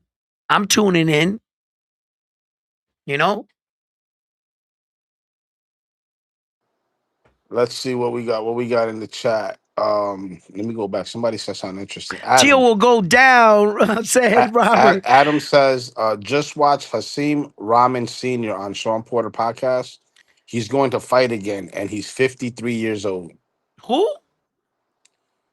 Hasim Rahman Sr. Oh my god. Um, Cut Creator wants to know, is it claw or claws? Because you know how you say rehydration claw or a Yeah, yeah, I rematch got it. claw? It's I might have been claws. drinking on a couple of these, so my words might be a little slur. So bear with it. You know what I Let me mean? see. Carcass is in the building. He says, What he said, Shakur scared to get hit, says COD. Great pressure, great motivating, action packed fight. Teal will go down, says Roberto. Huge fight. It will go 12 rounds. Ryan Uni. UD against Tio, 12 rounds. I think he meant UD. UD. Um, I don't think the Teal Ryan fight is a huge fight. I like it. I mean, it's a good fight to make happen, but I You don't know think why? it's such a Because huge it's one of fight the though. horsemen. It's two of the horsemen, kind of. In Listen, in the Tito. era of our four horsemen, remember when they try to make up a new four horsemen, which I never was buying in the first place, but just to go along with it, who was it? Devin Haney, Tank Davis, Teofimo Lopez, Ryan Garcia, the four horsemen. If you got two of them fighting each other, that's actually a fight we wanted for a long time. Since I believe the 130s. Now And these guys are up here and they're older, a lot more accomplished, except Ryan. Ryan took a lot longer than his contemporaries, but he got there. He got an official WBC World Championship, and you can't take that away from Ryan. wait, time out. So, Is this what we doing right now, COD? This is what we doing? what is he doing? What is he doing? What is he doing?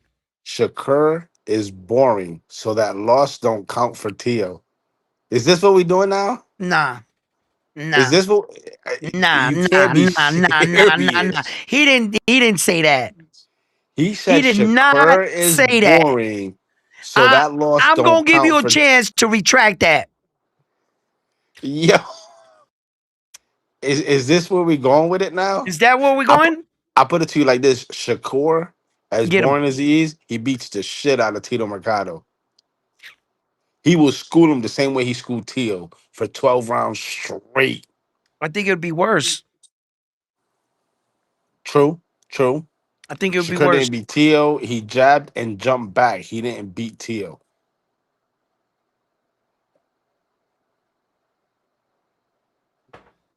What is this guy watching? What fight did you watch? I don't. What the fuck is he talking? Yo, He's Tio trolling looked like a us. lost He is soul in trolling that you. ring. Stop. He is trolling you. He Nah, he has not. to be trolling you. There's no boxing fan in the world that would say he is definitely trolling you. Just move on. He don't believe that shit. Look, precise. Precise. He took care of him. He said, if you're a boxing fan, that Shakur and Tio was a masterpiece. You're funny, bro. Tito He's would trolling, guys. He's fix trolling. Shakur's gap. Well, that's how I know you're not up on boxing. You're just Yeah, trolling right now because he Shakur Ben is. got his gap fixed. He been got the gap fixed. See, Yeah. he's trolling. He hasn't been in the limelight.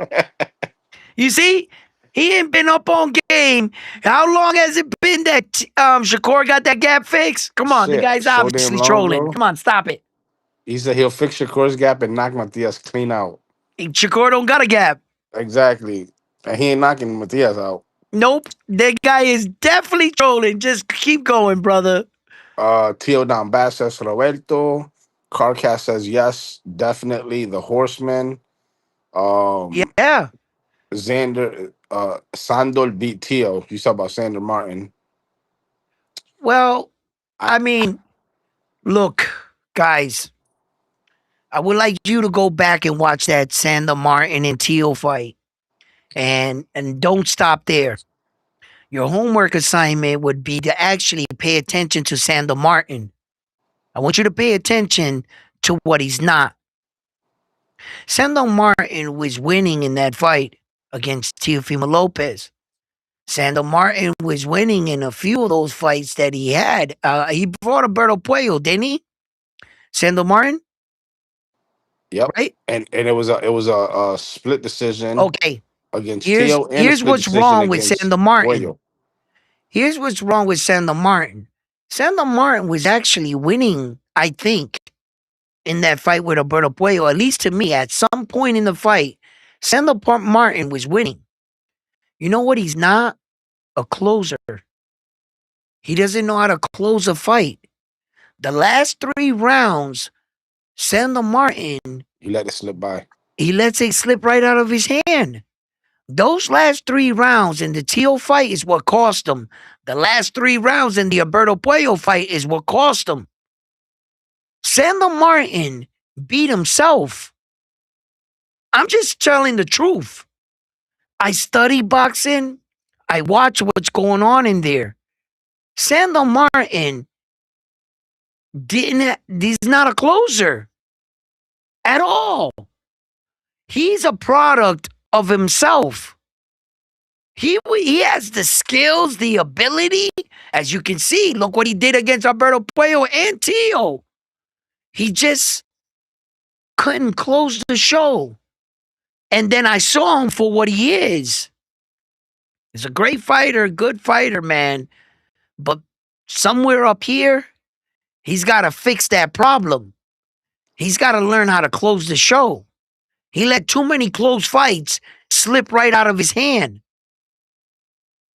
That's who Xander Martin is. Continue. I got a question for COD because he just put Shakur didn't beat Tio. Shakur was scared to get hit. He's a coward. So COD, let me ask you something. If you were to get into the That's ring, crazy. would you like to get hit? You can ask any boxer. That is They fucking don't like to crazy. get hit. It's part of the sport that they have to get hit in order to get a shot in. But if you can master it like Shakur did versus Tio, where Wait you a minute. hit and don't get hit, Wait a minute. Wait a minute. You mean to tell me that Shakur Stevenson is a coward because he doesn't like to get hit, or the fact that Teofimo Lopez couldn't hit him? Which is it? Because I believe that Teofimo Lopez was doing amateur shit in that ring by lifting up his back leg and letting it drag. The minute he picks up that back leg, what do you got, a third leg? No. Once you pick up your back foot, you only got one foot. It's easy math. You can't move. If you stand in your living room right now and you pick up your motherfucking right leg off the ground, where are you going? How are you evading? What are you gonna hop? If you hop off that leg and I hit you with a jab, you're going down. The best thing to you to do is try to stay grounded with one foot. Teofimo Lopez did amateur shit in that fight, and he paid the price for it. After the fight, look at Tio's face. Look at Shakur's face. Who couldn't hit who? Because apparently, in order for Shakur Stevenson to hit Tio, he's got to be in punching range. Smart ass. You look at got this. to The William be in Cepeda. front of me in order for me to hit you. So how the fuck did Shakur hit Tio that many times and Tio never hit him? The art of boxing? To hit without being hit? You are here to assist me on whooping your ass? That's what you're here for. You're here to assist me on whooping your ass. And that's exactly what Shakur did to Tio. Unfortunately, what you're saying is Shakur don't like getting in the face. Well, then try to punch him in the face. Tio, he got punched in the face a hell of a lot. Well, look at the fight with William Cepeda. William Cepeda was able to. That was a different fight. It was. It was. That was a different fight because Shakur Stevenson Stood in the pocket. fought William Cepeda's fight. Right. He beat him at his own game. He stood right in front of William Cepeda and didn't use any of Shakur Stevenson's footwork. So the only reason why William Cepeda had success and stunned Shakur in the fight is because Shakur gave that to him. Because if you allowed Shakur Stevenson to be Shakur Stevenson, I don't think William Cepeda touches him. Yeah, it in that fight, Shakur was trying to impress Turkey with that Tom and Jerry Yes, bullshit. yes, with the But Tom and Jerry shit. So after that, it was a blatant to see that Shakur Stevenson beat William Cepeda in his own game. That was not Shakur Stevenson's style. You understand? That's elite shit. When we talk about pound for pound, when you can beat a guy at his best in his own game, that's pound for pound shit. whoa, whoa, You whoa, you adapted to him and beat him at his best. Come on, man. Teal's not doing that. Mr. Itachi, we're not going there right now. What's he say? What's he He say? said Cepeda really won that fight, if we're being Oh my honest. God. Shakur got dropped and outlanded, but we He know didn't Turkey get likes dropped her. in the fight. No, What are he you got talking clipped. about? He He got got stunned. clipped, but he didn't He, get dropped. he didn't get dropped. There was no 8 count. No 8 count ever occurred in that But fight. yo, these Mexicans are down Yo, bad. Mr. Tachi, stop doing that, bro. Cause you go, man, that Aztec blood, other Mexicans, they don't like that shit. Cause they warriors. Don't make them look bad. Don't make Mexico look bad up here. I don't do that.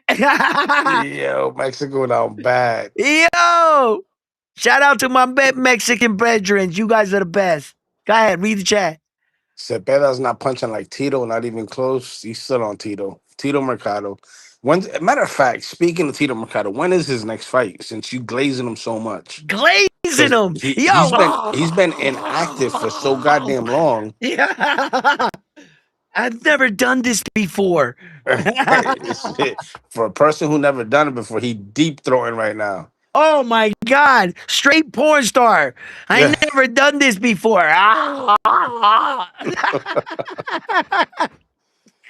Carcaster said How duck many head times movement. have I heard that?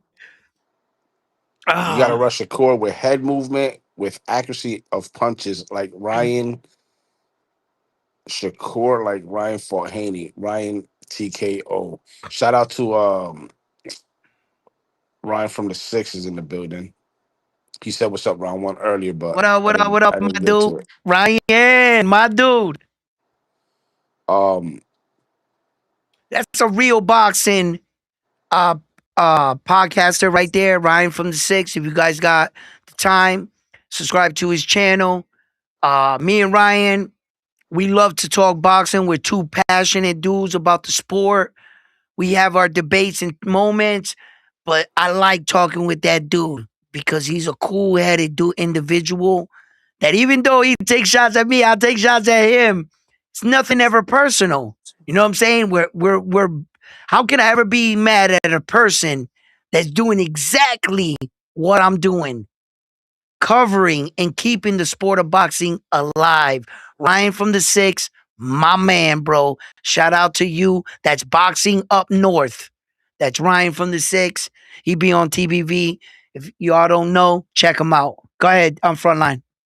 oh God, here we go. COD says Tito is resting. He got finished knocking out your boy Pedraza. A washed What? up Pedraza, the same Pedraza that Keyshawn knocked out.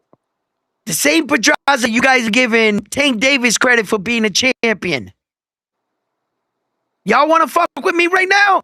Y'all want to do this? Really? The same Pedraza y'all talking Tank up on. Right, Frontline, read the chat, bro. Don't do this. Oh, Don't do it. Ryan from the Six says Tito Mercado just left Matchroom. He's probably gonna end up on Sufa. Probably Ryan for the Six. Yo, Ryan, you saw the bootleg Mayweather get handled? Yo, it was a good Merriweather. fight though. It was It a was back and forth actually fight. a good fight. Yeah. It was actually a good fight, but the way they were chalking that guy up, like, and I think it was like his second fight or whatever. There, he lost. So just maybe Mercado might go over there. A lot of fighters are going. Go ahead, read it. Sufa's so goddamn trash. Ah, Tito rest. Okay, yes, but that I I got a can see Sufa Tito. belt coming. Don't worry, guys. I got a Sufa belt coming. It's being made right It's now. being made right now. I'm about to show you guys. Fucking frontline. Read the chat.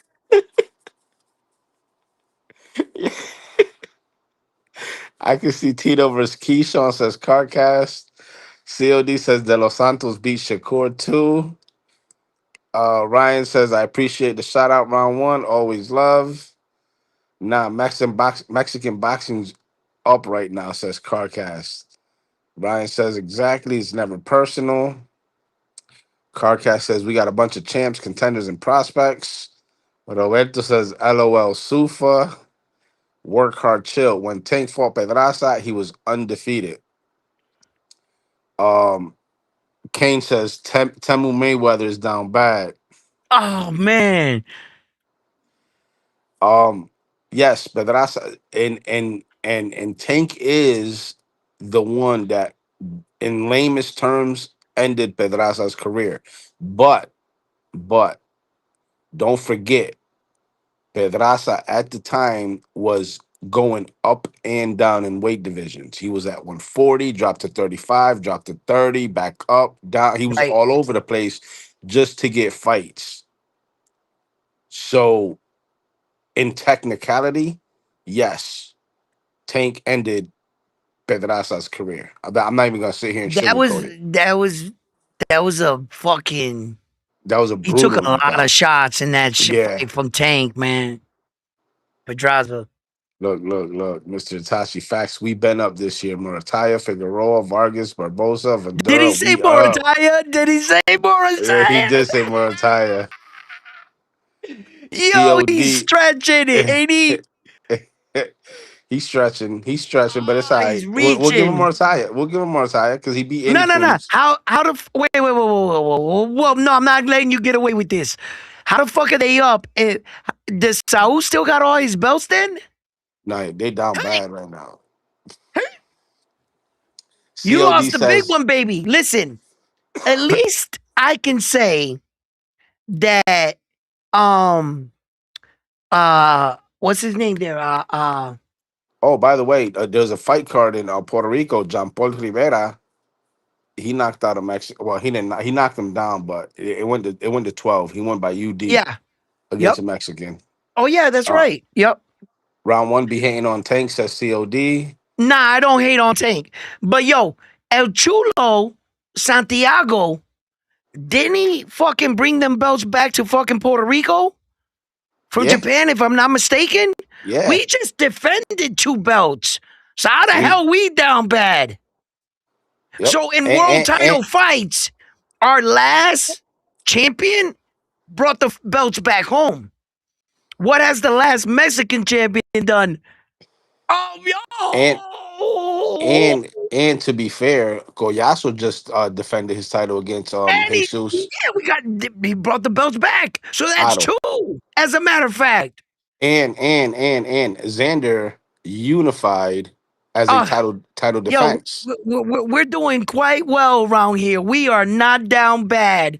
We are not down bad, Mexico. You know what I mean? Do- Yo, he said, listen, "Don't we got don't make me unified bring up cruiserweight Virgil. Surdo?" Don't make me bring up Virgil. Yo, but the Mexican, Mexico's out there like Now they fuck, bad. They down bad because they claiming every look. They're claiming Botas now. they claiming botas now. They got botas.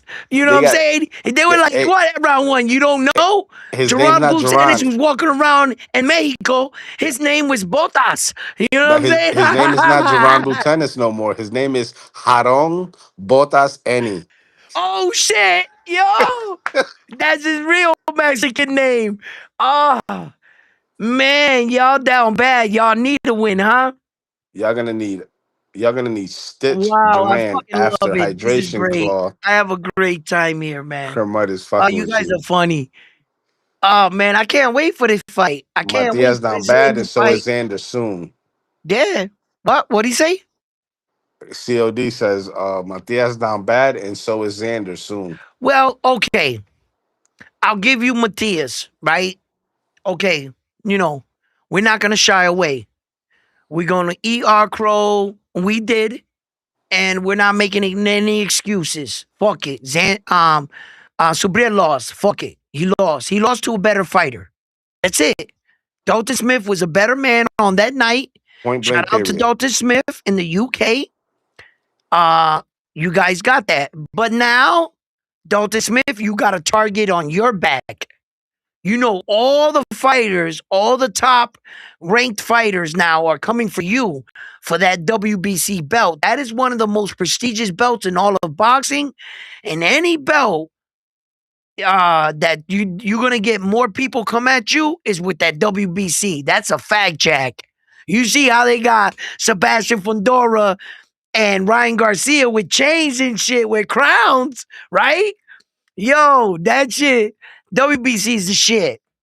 They got their fucking faults. I don't want to go into it, but I don't see the WBO, the IBF, or the WBA making chains and fucking commemorative belts for your night. One of one belts. In 20 years, how much is that belt going to be worth? All those one of one belts that Saul got, how much are those belts going to be worth? That's a one of one. Millions. Bro, the WBC is doing real shit. They're making history.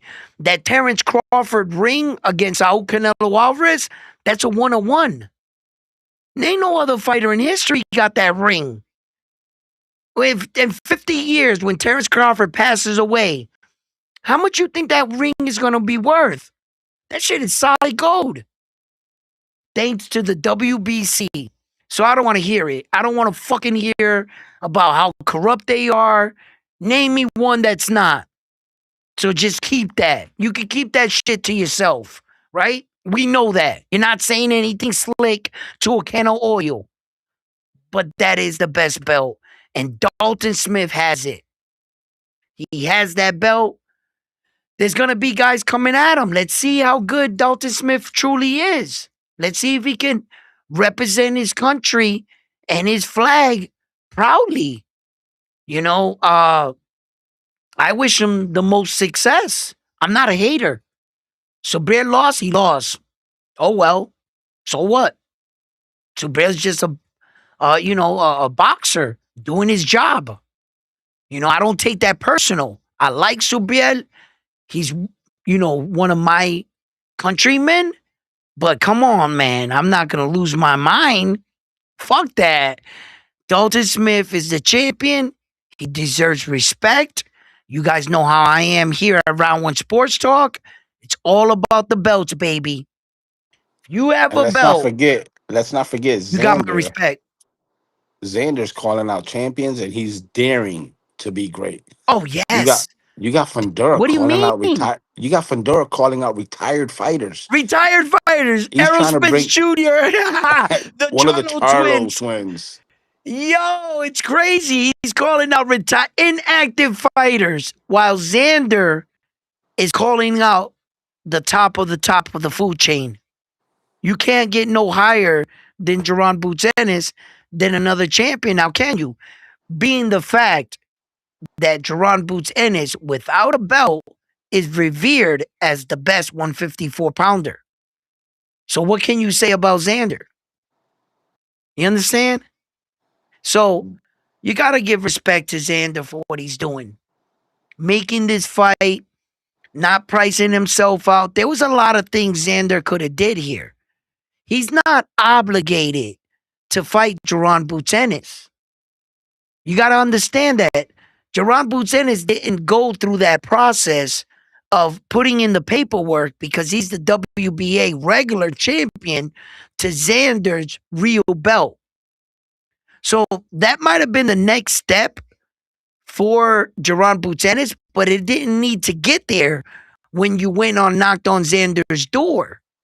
Hey Jerron Boots guys, Ennis and his entire team went running up to Jerron Boots Ennis's door with their chest puffed out after failed negotiations with Virgil Ortiz and Golden Boy, after a year almost of failed negotiation, he comes out and runs to Xander's door and knocks on the door like if Xander wasn't going to answer it. Fucking Xander said, "Who the fuck is knocking on my door like that?" And opened the door and said, "What you want?" And Jerome Boots said, "I want a title shot."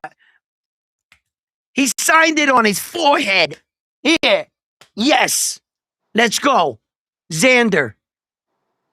He didn't make a fuss. He didn't fight it.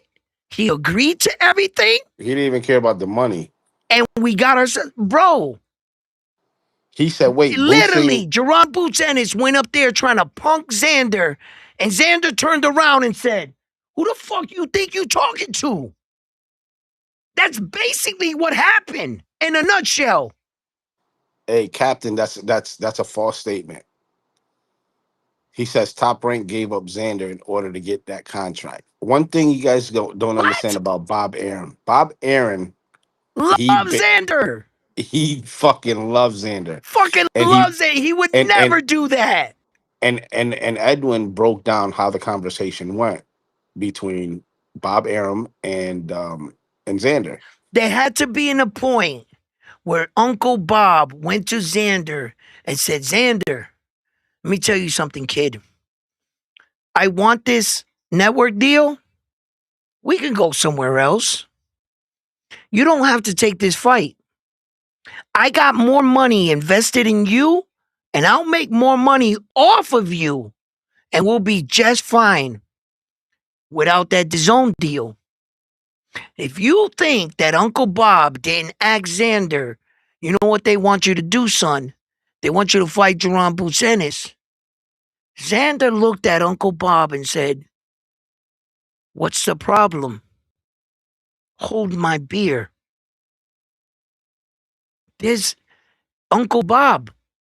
They're feeding you this guy like he's just gonna beat me. You don't got any confidence in me?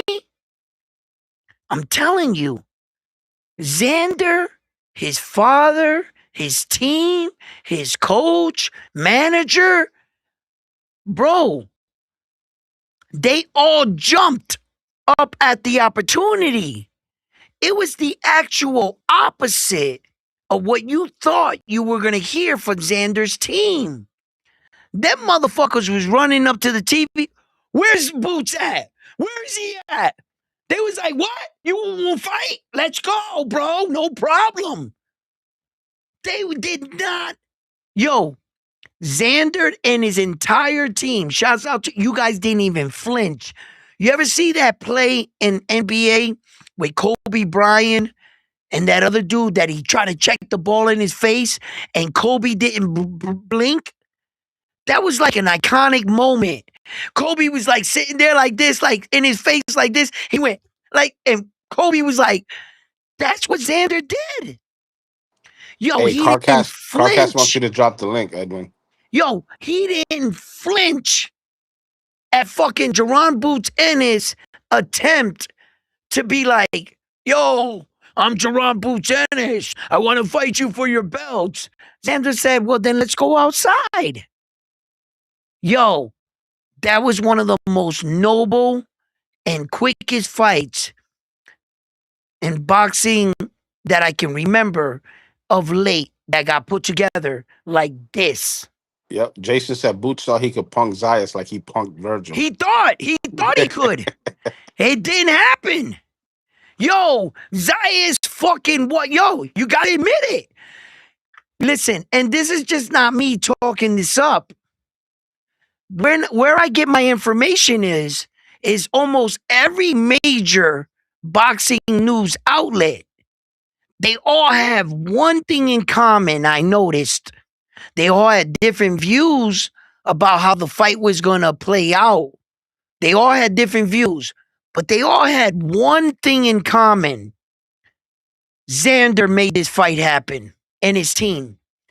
They were so transparent and so willing to fight Jerron Boots Ennis that this fight got made like this. They all have different opinions on how the fight would play out, but they all said the same thing. Xander did this. He didn't have to take this fight with Jerron Boots Ennis. Jerron Boots Ennis doesn't offer Xander anything but a name. He doesn't bring any belts to the table. He wasn't his mandatory. He didn't have to fight Jerron Boots Ennis. That was Virgil's mess. And because the Mexican didn't want to fight the American because he was too scared, I guess we got to clean it up. Shots fired. I had to get that Hey, one in there. I had to so sneak that one in there. so Virgil, so technically Virgil is the interim champion in recess He's about to get stripped for that belt. You know that, right? for the interim. Yeah. Yeah, he is, though. Because of the fact that Golden Boy shelved him, the WBC that's not their problem. We need to make money off the belt you're supposed to be representing. You're not doing that.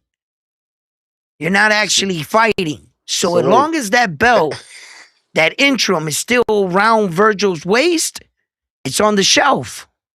so wait, So the smartest thing for the WBC to actually do is to strip him off that belt, allow somebody else to fight for your interim. That way you can get sanctioning fees on your belt and it's active. is that Because even a thing though, Edwin? Can can what? can you be an interim champion in recess? Jesus Christ, that's pathetic, huh? Wow, that's pathetic. I've Virgil's never heard down that. He'll be bad. the first. He'll be the Virgil's down. first. Yo, and it'll go on Mexico's name. This will be beautiful. Mexico will never hear the last of this, Yeah. right? Yo, but they're gonna strip him of that belt, the WBC, of the interim belt. Yeah, I know that. You know why? Because two things can't be certain. When will Virgil Ortiz return to the ring? Now, 1 year, the rest of this year, at minimum, with Oscar. If Oscar wants to stretch it out, it could be 2 years. So, with the information that the WBC must be getting, the smartest thing to do is to take that away from him because you're not going to make any money off of it. He's a dead fighter right now. He's not going anywhere.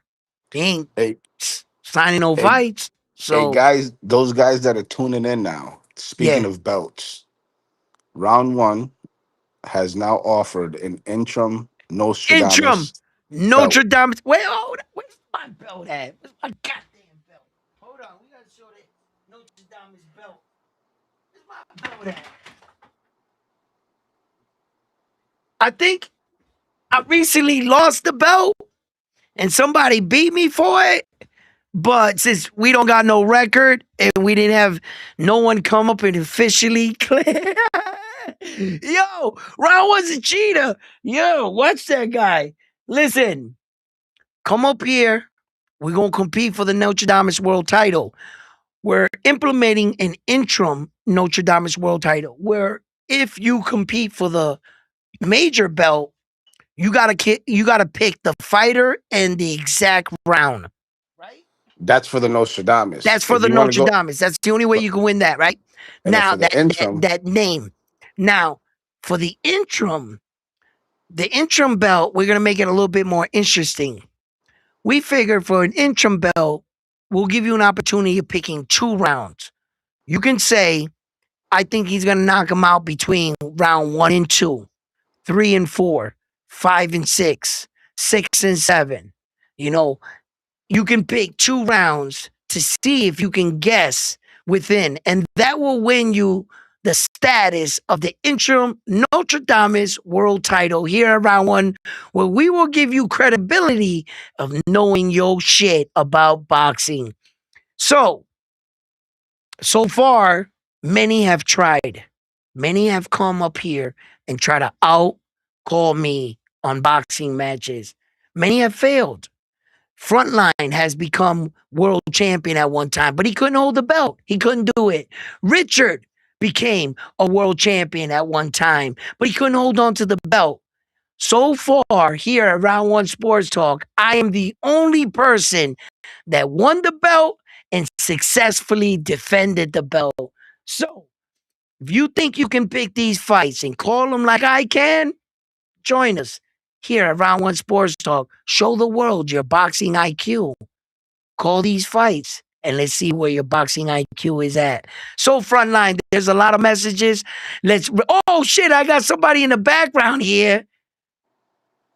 Who's this? Oh, what up, round one? Round What one, up, my salute, dude? How you brother. doing? Good, good. Not bad, you know. I hear What you. y'all? We got Yeah, car yeah. sales up right now. Car sales are up or they down? What's going on? Yeah. Ah, I'm not in the car business anymore. oh, you not? Nah, man. It was bigger and better things now. Real estate, baby. Oh, You there you know. go. Okay. Congratulations. Thank you. Yeah, man. Just listening in and just want to say what's up to y'all. How y'all been? I love you guys. Miss you round one, man. Love you, man. Yeah. Um, and yeah, bro. Been listening in all the time, and yeah, a lot of stuff.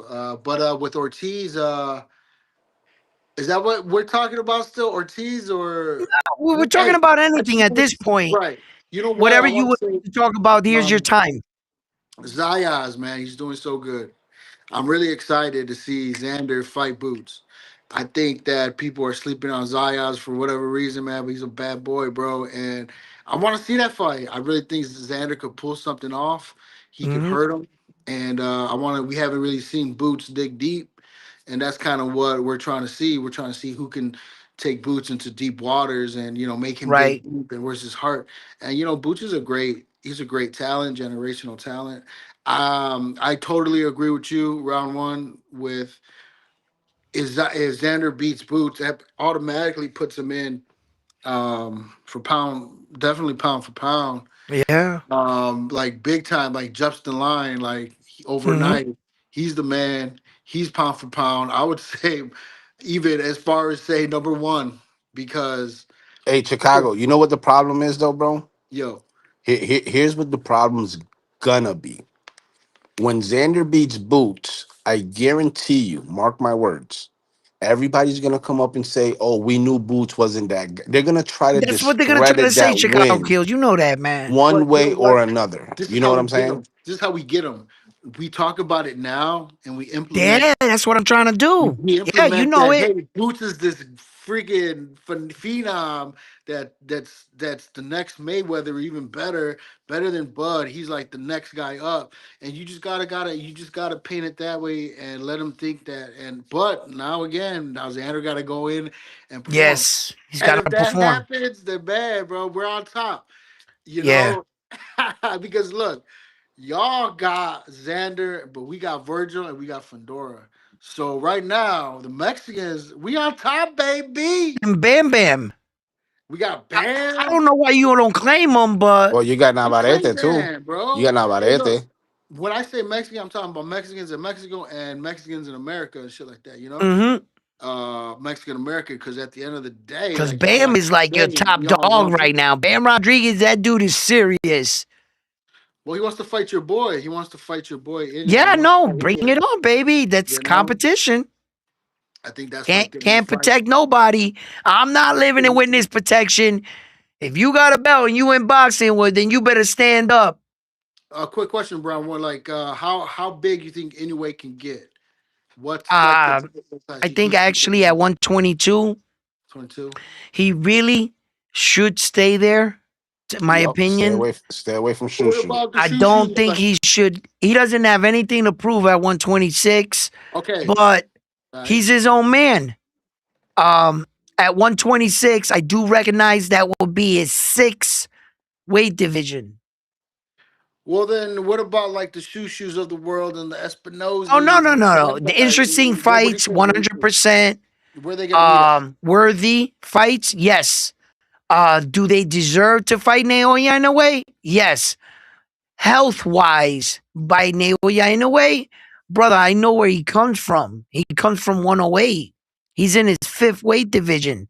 This And is his entering 126 will be his sixth. We're starting to talk about superhuman shit. what It's about not a lot this? of fighters in the world. I mean, look, Uh, right now, let's say on average, there's over 10,000 fighters easy. If there's 17 weight divisions and we give 1,000 in each, that's 1,700, right? Okay. So let's just say there's 10,000 fighters.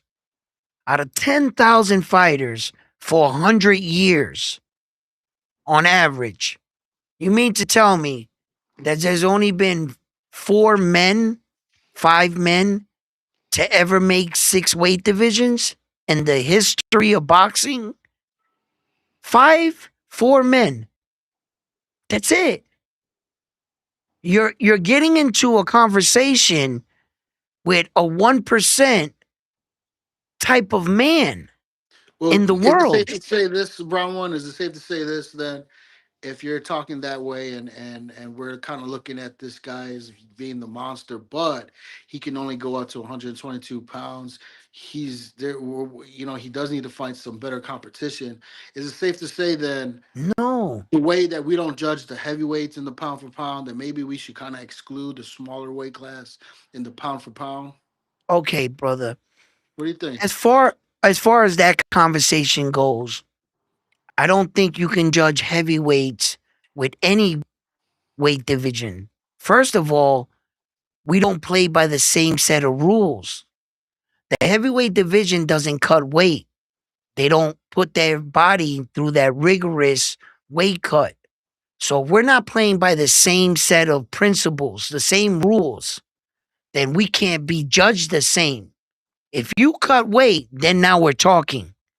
So the heavyweight division is a separate boxing division all in itself. You play by your own set of rules.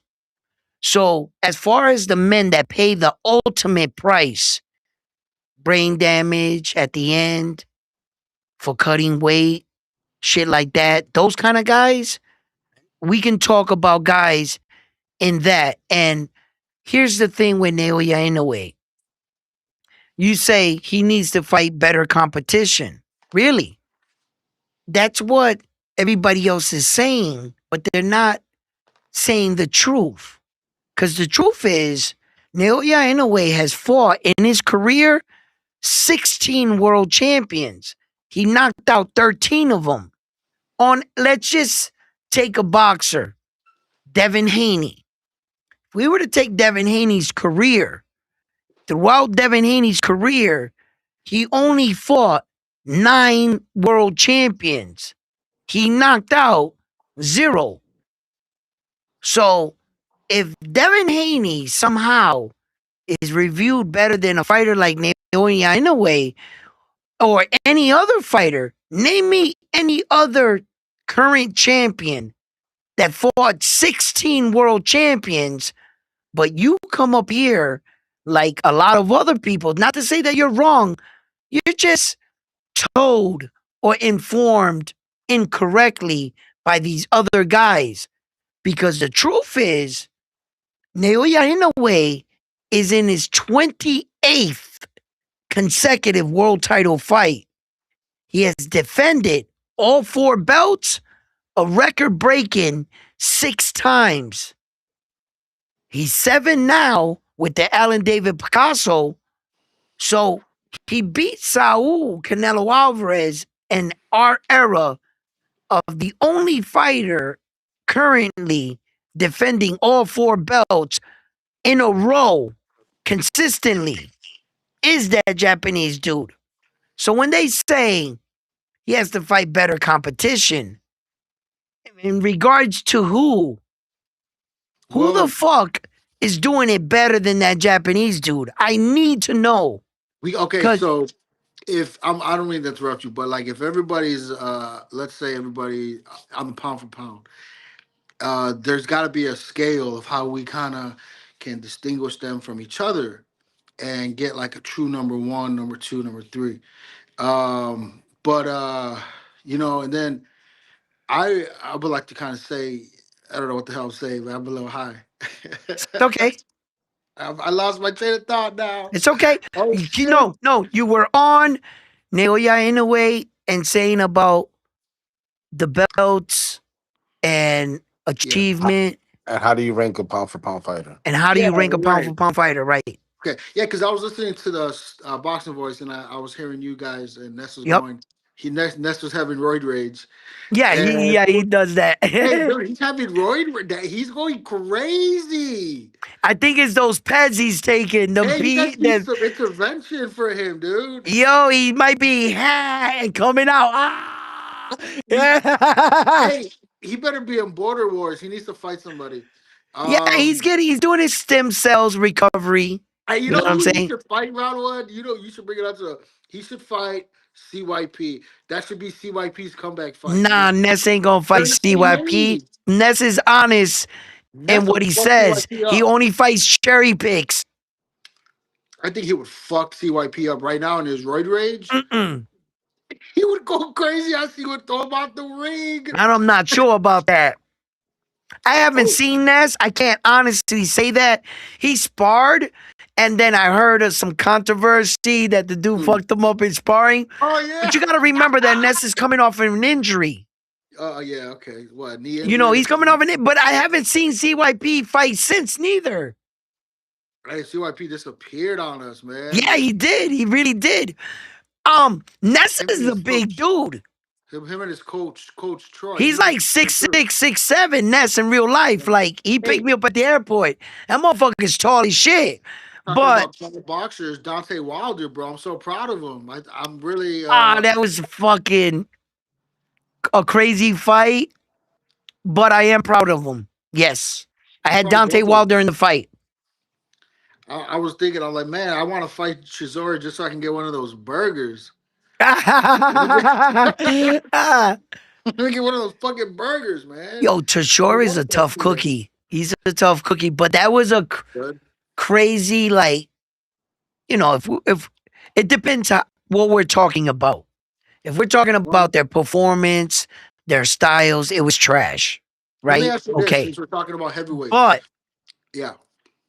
if we were talking about what they were actually talking about leading into the fight, and this is what you talk about, Chicago Kills, Mm-hmm. how we don't give the fighters enough credit, and how I talk about this a lot. Mm-hmm. Leading into the Dante Wilder fight and Teixeira fight, what was said was the fire was out from Dante Wilder and the old fighter was not there anymore. And my answer got answered when Dante Wilder got hit big and answered back. It might have not been the most technical. It might have not been the best boxing. He was literally corking the right hand while walking towards him, advertising he was coming forward with the right hand. That's not boxing. Okay. So Mm-hmm. it depends what conversation we're having. And let's stay focused on the topic. Is Dante Wilder done as a fighter, and is his warrior spirit extinguished? No, I didn't. I saw him take big punches and still keep fighting. He answered my question in the fact whether or not is he done. Now, does he need help? Yes. Yes. Look, He needs a lot of help. who does Okay. he who does he need to We go can't to? ignore his technique was trash. Who does he The need to go fight to round was, one? it looked like two uncles arguing in the backyard drunk over the last beer, right? It was crazy. Round one. But, Round one. yeah, Let go me ahead. ask you, who can train him? Who can we send to come No, no, grab no, my no, no, boy no, and no, fight no, his no, no. ass a little Stop. bit? Wait, Chicago. I got to give this fault, I'm sorry, to I love Dante you. Wilder. It's I'm just sorry. I know for a fact, that there has been multiple trainers, multiple fighters that have reached out to Deontay Wilder and he denied it. He's a product now of himself. He has no one to blame for not progressing in the sport of boxing because of Deontay Wilder being hard headed and loyal to the wrong people. Like there has been numerous offers, hands out, extended by all kinds of coaches. I mean, the best of the best have offered to help and work with Deontay Wilder. So for you to sit up here and ask me, hey, round one, what coach do you think can help Deontay Wilder or help him? No coach. None. Because he's denied everyone. It's because of Deontay Wilder, he's where he's at. Because of him being hard headed and stubborn. Because all the help and all the extended hands were all there for years. I can't back Deontay Wilder in that because I actually know the truth behind that. There has been so many coaches, so many combinations where I would have said, yup, that coach will help Deontay Wilder. And him himself, he said no. So how can I help a man that doesn't want help? I can't help a guy that doesn't want to be helped out of his situation. So, no, there is no coach that I'm going to play this game who can help him shit because he said no to everything. And I know that. So, yeah, next question. So then, you know what? Okay, so then let's go. Let's round back to Inoue and what I was saying about pound for pound to kind of distinguish, who was actually number one, two, or three, or whatever. So I guess what we put the skills against one another. Who would match up against the pound for pound list against each other if they fought each other, right? And Yep. you really can't put Inoue in that list because it's not, What? in the list of like number one fighting number two or number two fighting number three on the pound for pound list. And in like a fictitious type of way, well, you know how boxing's always like, well, this guy's better. He's more skilled, so he's gonna win, and we're gonna put money on him type, Okay, that's like in scaling. that's really okay. I'm not sure if and I mean this with respect. Yeah. I'm not sure if you're being biased or No. you're just not seeing greatness. And I mean that with respect. Let me explain before you start thinking. Check it out. The reason why I say that is how can you say that about Naoya Inoue when there's no one greater than you? What happens when you are the bar? How can you say he doesn't fight better guys when he is the standard?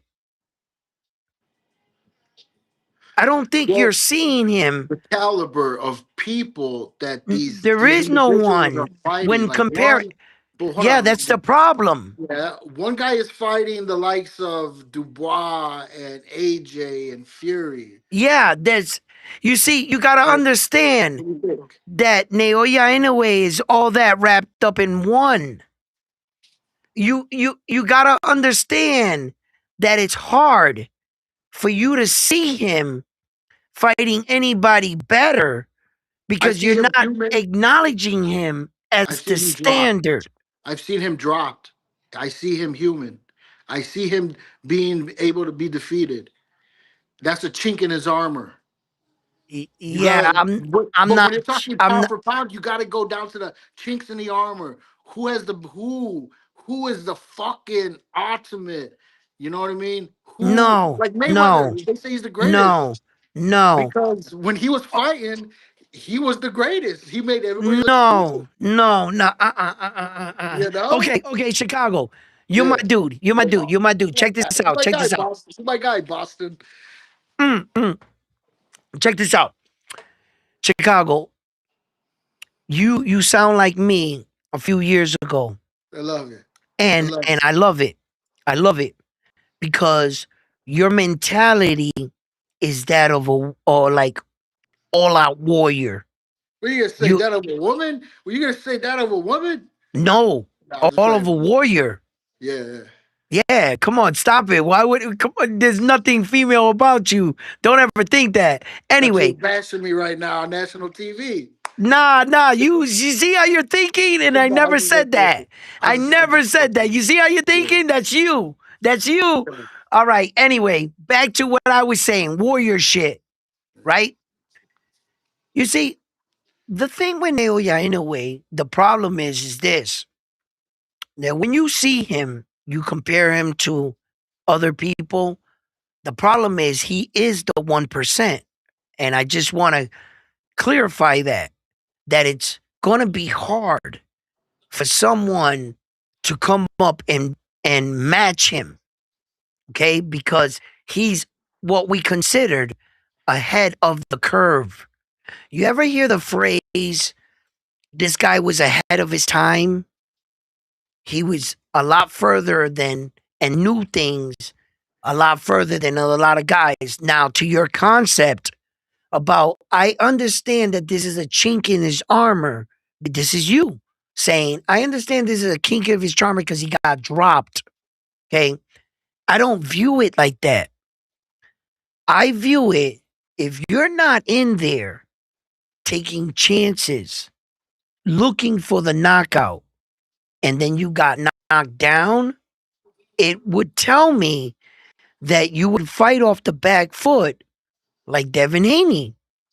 Once Devin Haney got Brian Norman Jr. down, or Saul put Jaime Munguia down, all of a sudden they went on the back foot and coasted in the fight. I've seen that many times. Naoya in a way didn't do that, right? I got you, brother. I see you. Peace. I see you. I'm about to put you on now. I got you. So Naoya in a way played into this fact that he was choosing to get in the 50-50. He got knocked down. I don't think that's a chink in his armor. I think that's boxing. You are gonna get punched in the face eventually, right? And you got the chance of being knocked down. What he did after that is important. So I don't want to be too long-winded with this. But the thing is this: don't view that as a chink in his armor. Even the greatest fighters, Mayweather, actually, his glove hit the canvas. You know that. Terrence Crawford got knocked down in that fight. You know, that's true. So every great fighter got knocked down. That's not a way to me to say, oh shit, you're trash. You can be hit. That doesn't impress me that you got punched in the face and knocked down in a boxing match. That's expected. What's up, my brother? How you doing? Peace. Talk to me. Yo, what's good, boy? What's popping? What's good, fam? Yeah, it's been a minute, man. How you feeling? Man, hey, it is what it is. Uh, it's April 6th, April 9th. I gotta say goodbye to my ex-wife, the mother of my child that also passed away. Uh, and everybody that knows about that, I'm just, going through the motions, brother, trying to stay in there, keep talking boxing, keep a smile on my face, cause um I I feel you, bro. basically been embracing every night. To tell you guys the truth, I've been reciting one quote in my head, biblical. God doesn't give you any challenge you can't overcome. And just remember that, Edwin. And that's all I say to myself. I keep going forward. So besides that, what's up, brother? What's up, piece of God? Talk to me. Chilling, bro. Just making it happen, man. Just getting in. I caught your show. It's been a minute, and I, I love what you do, man, and and I'm sorry you're going through what you're going through, brother. Thank you, But brother. we're here with you, man. The community got your back, man. That's what's up, man. I We need all you love you, guys. bro. Yeah, same with me, round one. Want the I didn't want best to for bring you. nothing up. I'm sorry too, man. My condolences about everything, man. I love you, bro. Man, thanks, man. I'm really, yeah. Chicago. I love you, man. So Absolutely. So, Peace, I'm what you got for me on It's boxing? real. What you got for me? Well, right now, man, yo, Deontay Wilder was looking crazy, but nigga, like, I Great. know he won the fight, but I don't think he's ready for nothing else. I Nah, mean, these David dudes is talking up with Chisora AJ. was, I don't know. I think AJ too, he into struggles ever since, the Jake Paul fight. I don't know if Jake Paul tried to set him up, and get him clapped out there in Yeah, y Africa. también the But accident where he something's up with lost. AJ. So Yeah, he lost that's what to I his mean. coach. Yeah, yeah, that was Yeah, and I crazy don't work. know. I To don't me, know. that's so funny. It was just too Man. funny that it happened right after he knocks out Jake Paul. Like, I don't know. right, Like, I'm not insinuating nothing, but at the same time, money talks, bullshit walks, and right. I don't know. It was too funny. I don't know how he's taking that, but I know I be shook. I be thinking about Not it. I good, not wouldn't good. be too. Mm. I wouldn't. Yeah, I but wouldn't for be for all those comfortable. conspiracy theories out there, let's just play this out in our heads, right? Check this out. Check this out. You mean to tell me that the driver of the car agreed to kill himself? He killed himself? What do you mean? He No, shot just himself? That's the because he whole died thing. in the car accident. The driver Did he died, have a heart and attack while he was and driving? AJ's two friends died in the Yeah, but how car. did they crash? Who crashed into them? Remember, okay, it would they hired a A driver. driver, and AJ and his two friends were in this limo type van type shit that they call limo when they pick you up Yeah. at the airport Yeah. and a fucking van pulls up. They say, "This is your limousine." That type of vehicle. So it was an African Right. person that lived there that was driving. He was swerving in and out of traffic. Remember this. So if it's a Right. conspiracy about taking these two dudes out, the driver had to be in on it because he also died. Yeah, but what Like, I'm asking I I'm round one not mean, is, sure. yeah. I don't think it was any yeah, I type think but it of. I was think just it an was from accident. Ghana. I I don't know. know. I I don't think know. that like the people from over there, the Ghana people, I think they was trying to take him out. What? No. Okay. Wherever he First of was at, all, they were trying there to the get rumors him. started to circulate that they were trying to rob AJ, and the driver saw it, and he was swerving in and out of traffic. Then another report came and killed that story, and they showed the story from them being in the car. They were like videotaping and shit, and you know So what they really died from the happened or car. whatever reported from Yeah. what. And so then, yeah, the people are gonna talk, dog. Yo, we got a super chat. What's yeah, up? I'm Salute. talking Peace to God. That's you. $5 super chat. Yeah. by a Poppy, supporting any Salute, way we salute. can. Thank you, brother. Thank you. I mean, I'm talking on my ass. I cannot Hey, yo, prove what's up with the nothing, Xander and and I Boots? hope What you that got goes. on that? What you Oh gonna put man, I on it? How think much you gonna Boots is put? just How much No, you gonna no, gonna what you fuck bet? gonna him put up. on But it? Who do you got? I mean, I got Boots. I like Zayas, but I Oh, got I Boots. I got you. think I Boots love gonna it. win Love the because respect and the I mean, honesty. as the as a Puerto Rican, I love Zayas. I love what he's doing. And to be quite honest, win, lose, or draw, I think Zayas got a beautiful future because people are going to recognize that he's the only one that got the balls to step up to any fight, step up to Boots and be like, I put my titles down. What up? Yeah. Everybody else, Virgin Ortiz, everybody playing games, Look at all this hiding shit, behind right? him. Talk it.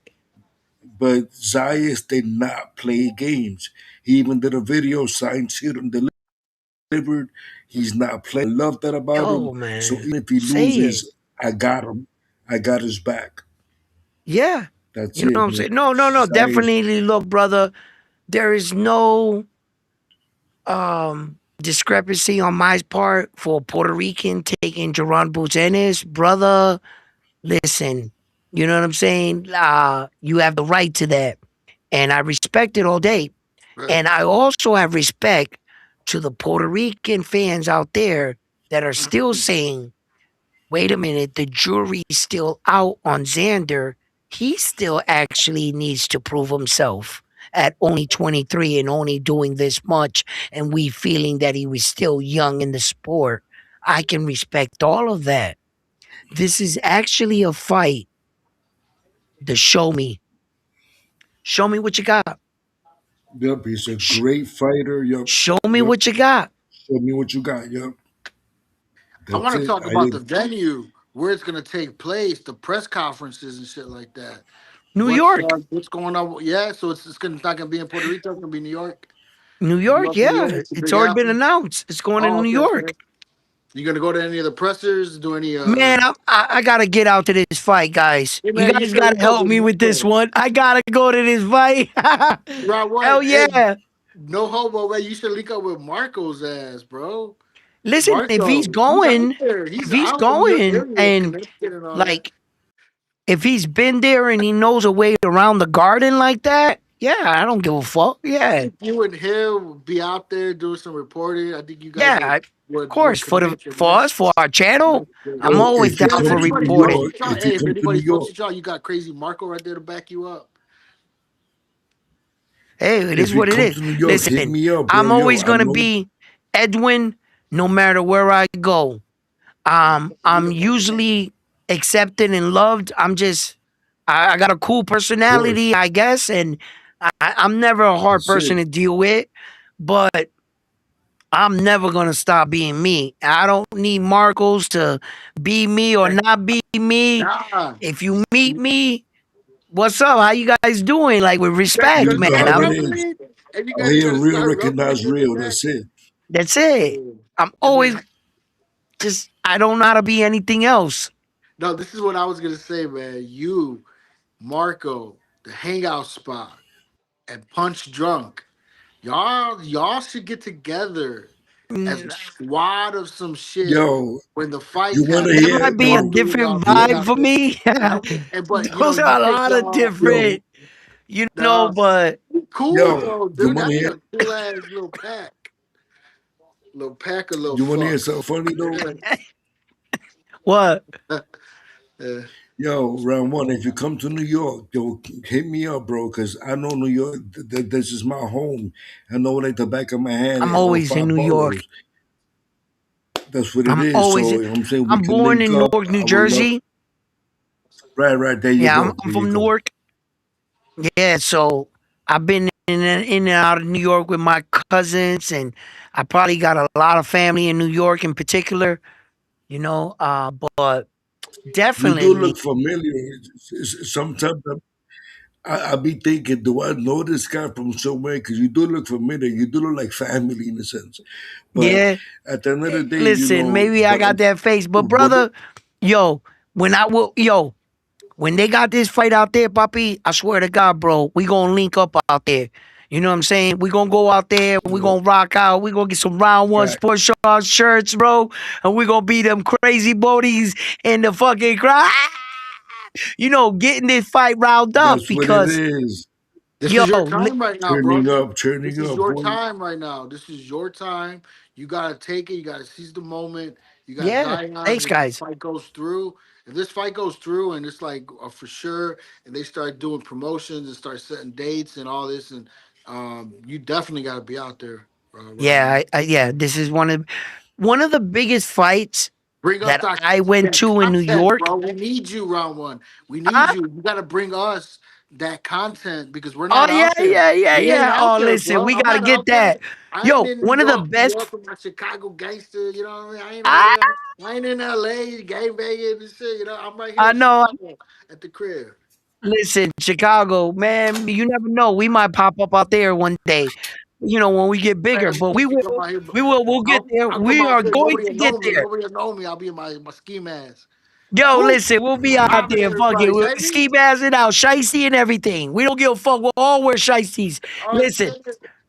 Yeah. listen. This Super fight. I mean, sorry. This Xander fight. I'm thinking about Super, but the last fight I went to New York. But the Xander fight in New York is going to be special. And I remember when I went out to Madison Square Garden to watch a big Puerto Rican fight, which was, in my opinion, Felix Trinidad versus Bernal Hopkins. And I was there live in attendance in New York for that fight. Wow. Uh, yeah. So, like, I was watching I've this been shit on watching boxing HBO. for a very long time. If you guys been Me too. following me, you guys know my dad. He was ranked number 6 in Puerto Rico and in Philly. You know, Yeah. Oh um, wow. That's, What was his name? yeah. yeah. Listen, fuck the name. Let's show the picture. You got the pedigree. Round Hey, one got the pedigree. You was a fighter, right?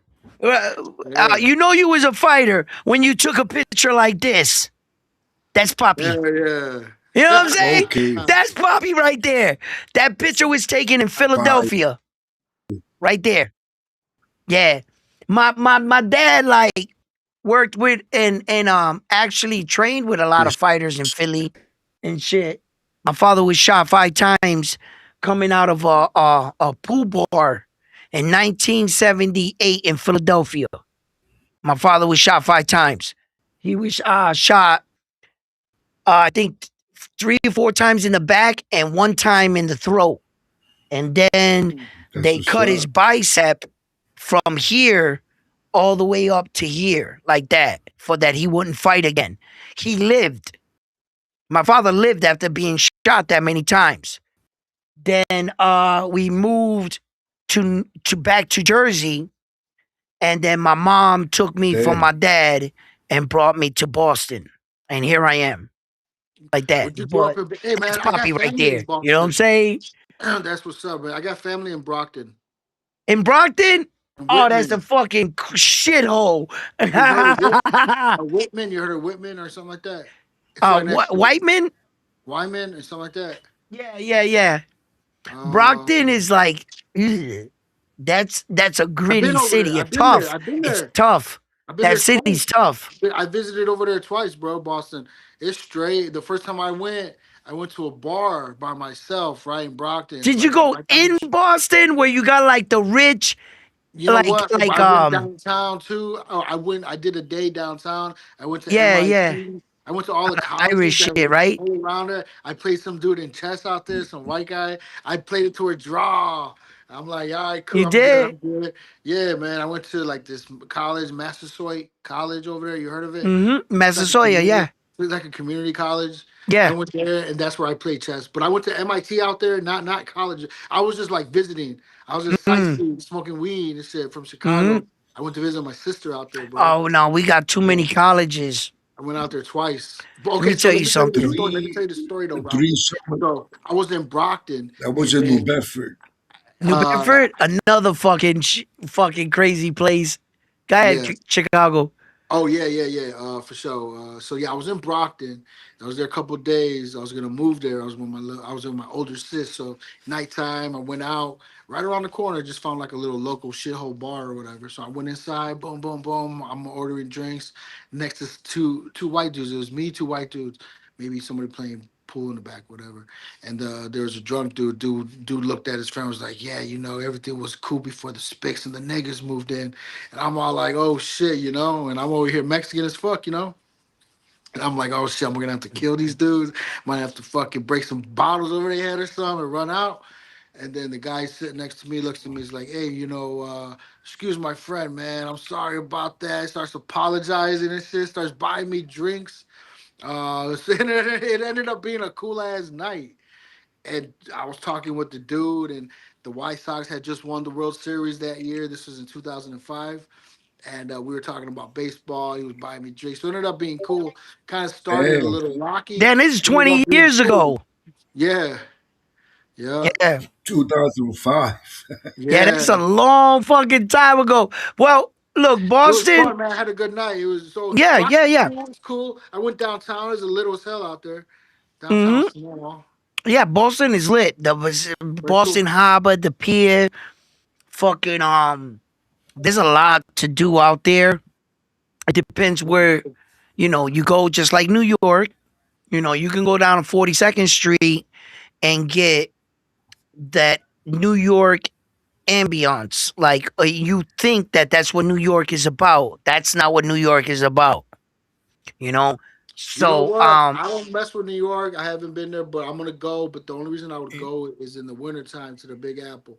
When they well, drop the ball. When they drop the yeah, ball, New York, when they that's say in a it. New York minute, Yeah. that's, you Come can from get Chicago. a You're lot moving done That's in on a New to different. York minute, man. another city and shit. That's It's different, not Poppy. like Why any did other I city in know? the world. I've never Yeah. seen anything like it. Um, I've, I've, you Yo, that's know, so true. I had a different life before this boxing stuff, and unfortunately, I experienced a lot of things. And let's just keep it at that. Let's just keep it at that. Um, and it's just New York is truly on a New York minute. If you know, you know. Yo, when I But was in yeah, when I was in New Bedford, I was bored because no New York ah, Minute is not in New Bedford. I was so bored out there because everything closed early. Everything is so yeah, slow. nine I'm like, o'clock. nah, I got to get the fuck out of here. Hell yeah, 9 I o'clock, couldn't do everything it, bro. closes. I know what that's like. I've Yo, been a and city then when I, kid. Yeah, I've had to deal with that. Trust me. But once you start to learn the people, they start bringing you to where all the bad shit happens. Trust me. Trust me. Dude, You'll North right, Coast find right, it. right. Chicago, bro. It's You'll fun as find fuck. it, right? It's fucking When And I you'll fun was as find out fuck. there, everything that's there was open nothing past but 9 o'clock. tecatos, bro. Right. Hey, Like you Chicago. But can go yeah, to yeah, a but city. out there was nothing. Right, right. Okay. You can go to a city, right?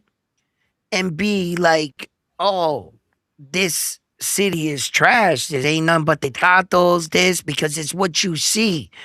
It's because the city hasn't pulled you in. You understand? You haven't seen Right, right. what you see. You know what I mean? Yeah, So But you know yeah, what? To yeah. once be You're honest with right. you, I think when people once you go and get visit pulled in cities, and you know all the little fucking corners yeah. where to go, type shit, right? Yeah. See, That's when sometimes though, shit around one, gets, like when you want to go to a different city, you want to go to like, you want to go and sightsee. You don't really want to be in the shit. You know what I yeah, mean? You want to yeah, go, you right, want to have fun. You know, you don't want to have to worry I right, about was right, shit. You want to have fun. You want to experience what the city offers. You know what I mean? right, right. Unless you want to go to If the you go to the city and you start saying, I want those kind of girls. You know the girls I want. Now you're going to a different. You hey, like see? if So you it's want to go to all what you're Chicago, bro, into. Chicago is like number one and right. been for like the past 10 years for destinations for like from people from like other countries and shit like that, tourists. Yeah, shit like that. Number one for 10 years, bro. There's Yeah, so much shit to do if like that the inner city people don't even know because they're just in the hood all day, all yeah. their whole 50 years of existence and shit, you What know? Yeah, so So I'm I going want to to see Vegas what in May, fights bro. look what I I'm like. love going to the most Vegas in about May. I'm gonna stay at the Trump Hotel. Yeah, no, I want to see what a boxing match actually and how the city embraces a fight night, like a big fight night, so that I can go to visit Chicago in a different way. Whenever I went through Chicago, and that's nice exactly what I did, I went through Chicago. Oblast. Really, Understood? I really never You should stopped. go, bro. You should go downtown Nah, and I'm not fucking experience with. the I'm downtown I'm out life. of towner. You're gonna spend I some know how money you though. guys snipe from Hey, you're gonna buildings. spend a lot. Exactly. You're gonna I'm spend a not pretty penny. fucking. I'm not fucking with y'all, bro. I'm not just walking into y'all city without being What? You announcing spend like shit. that? I'm Nah, not doing none man. of that shit. It ain't like that, Yes, bro. You Listen, go to yes. look, Chicago, look. have Well, fun. There's a well, we lot of played on a sightseeing. different game. Yeah. We might have played a different game, and what I would have been going to Chicago for was a different reason. So, under Yeah. my terms, Well, yeah, we I were the would have hub, had to do that. the biggest But hub. We're the biggest I'm not hubs going in to America. Chicago as a citizen. Now I would be. Yeah. Now Maybe I'm What doing the excites you? sightseeing, the bird Yeah. watching, all that shit now. But if we were talking Edwin 20 years ago, you're talking 2005. That's where the fuck I'm at in the conversation. You was getting You're the that one that cake. said 2005. You know what I'm I saying? was So Right. in that's where, Wow. Well, Boston you in got to like, speak. I'm 2005. not going in Chicago in 2005 Hey, I was in talking about, Boston. I was in Boston in no. 2005. Hey, have you ever heard of Erie, Pennsylvania? Yeah, of course. Yeah. I was over there, tore some shit up over there too. I brought Chicago over there. Yeah. Yeah, don't worry about it. Well, It's I don't crazy. glorify no violence in that nature on my channel. I don't talk about Me neither. anything I did back then. I don't give a fuck about Edwin back then. I give a fuck about Edwin today. Edwin's a father, a boxing There you go. enthusiast. That's where I'm at. You know what I Hey, so mean? what's There the you best go. There division you right go. now? What's the poppin' division right now? The 154, 147, We need 140, they're I always the agree. glamour. we need Drunk Low back, bro. Yeah. Lil Charlo, we need him back. And we I need mean, Fedora versus Charlo, and Charlo needs to well, have a that good fight's camp. got to be warmed up too. I won't accept a fight with Charlo fighting Drunk on Fondora on day one. why No, not? don't give me that because I you're not want giving Charlo Fondora Twin, versus. you're Give not Charlo giving him an 6 months. equal chance to Give win. Charlo 6 months. Huh? Give him six I don't, months. no, no, no. It's Charlo. not about the months, it's Okay. about ring experience. You Okay. got to get back to the speed of the fight. Let Charlo have one or two fights, maybe one, maybe two, and then put him in with Sebastian Fondoro. But if you put Charlo in on day one, on fight one against Sebastian Fondoro, I'm not giving Sebastian Well, Fondoro no credit for that win because I already know he's going to get the win. But you all didn't right. So beat Same so thing like Prime everybody's saying with, that Charlo. Keith Fedor needs Thurman. to fight Kelly. Kelly. Um, he Kelly's should. boring. Kelly's boring. What? Josh Kelly? You know who That's Fondora Kelly. should fight? No, he's not boring. He's fucking. He's No, he's fucking. not Let's go. boring. He's No, he's Jack not So Reacher. boring. Jack Reacher You style. know, to you know, fight Josh titles, I Kelly. would say. Like, check this out. Let me tell you something, right? Josh Kelly is that type of white dude that's pulling off the American slick style with the British side. Yep, He's like, he's yep, like yep, yep. what I Like Ben keep Whitaker. forgetting What is this his dude's name? name all the fucking time, bro. And this is disrespect too. I need He's the, to remember this guy's he's the name. Brian Garcia of the George Brits. Gonzaga. Gonzaga. When George Gonzaga. Gonzaga like Okay. beat the Roy Jones and the Bernard Hopkins, yeah, they were old. I get it. Okay. Yeah, he didn't Oh, beat you a mean Joe prime Calzaghe? Roy Jones. I get it. Joe Calzaghe? Right? George Gonzaga. Calzaghe. Yeah, Joe But Calzaghe. Oh, the reason why I Calzaghe. bring it, wait up, gentlemen. Calzaghe. The reason, well, gentlemen, wait. The reason why I bring him up is because he actually fought like a brother. Like his Yes, he was style real for a good. white Yes. dude, he was shining on Roy Jones like that was Roy Jones. He did Roy Jones to Roy Jones, Yeah, that you white know dude. why, right? Let's He was just call it musical. for He what was it very is. musical. So when we're talking about a fighter like Josh Kelly, right? Josh Kelly, Yeah. he come on, guys, man. He outsmarted Bakram. He moved Yep. Hell around yeah. him. He got dropped in the fight. It was If you're gonna beautiful. say, oh, but he got dropped in the fight, yes. Okay, just like Naoya in a way, he got dropped in the fight. That doesn't really mean anything. Josh Kelly got up off that ground and won the fight. He actually was up on the He fought scorecards when he got beautiful. dropped. And he just, after Yep. that, he got the 10-8 round, got his shit together, and kept whooping his ass.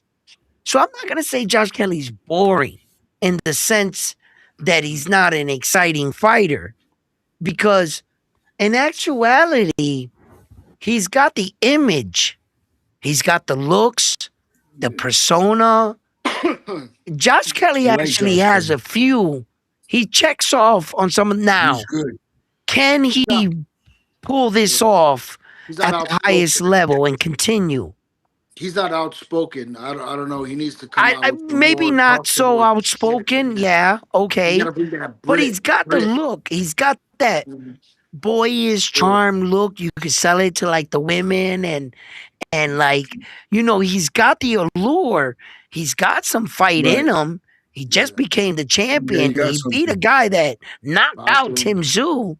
He did. So I'm not gonna say he's boring. No, I wouldn't go that Giant far. killer. He's the giant killer.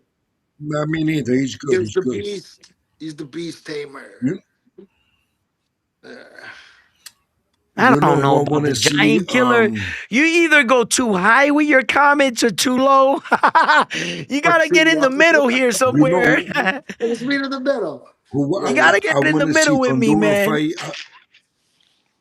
I want to see Fundora fighting Hamza Shiraz at a catch weight, 160.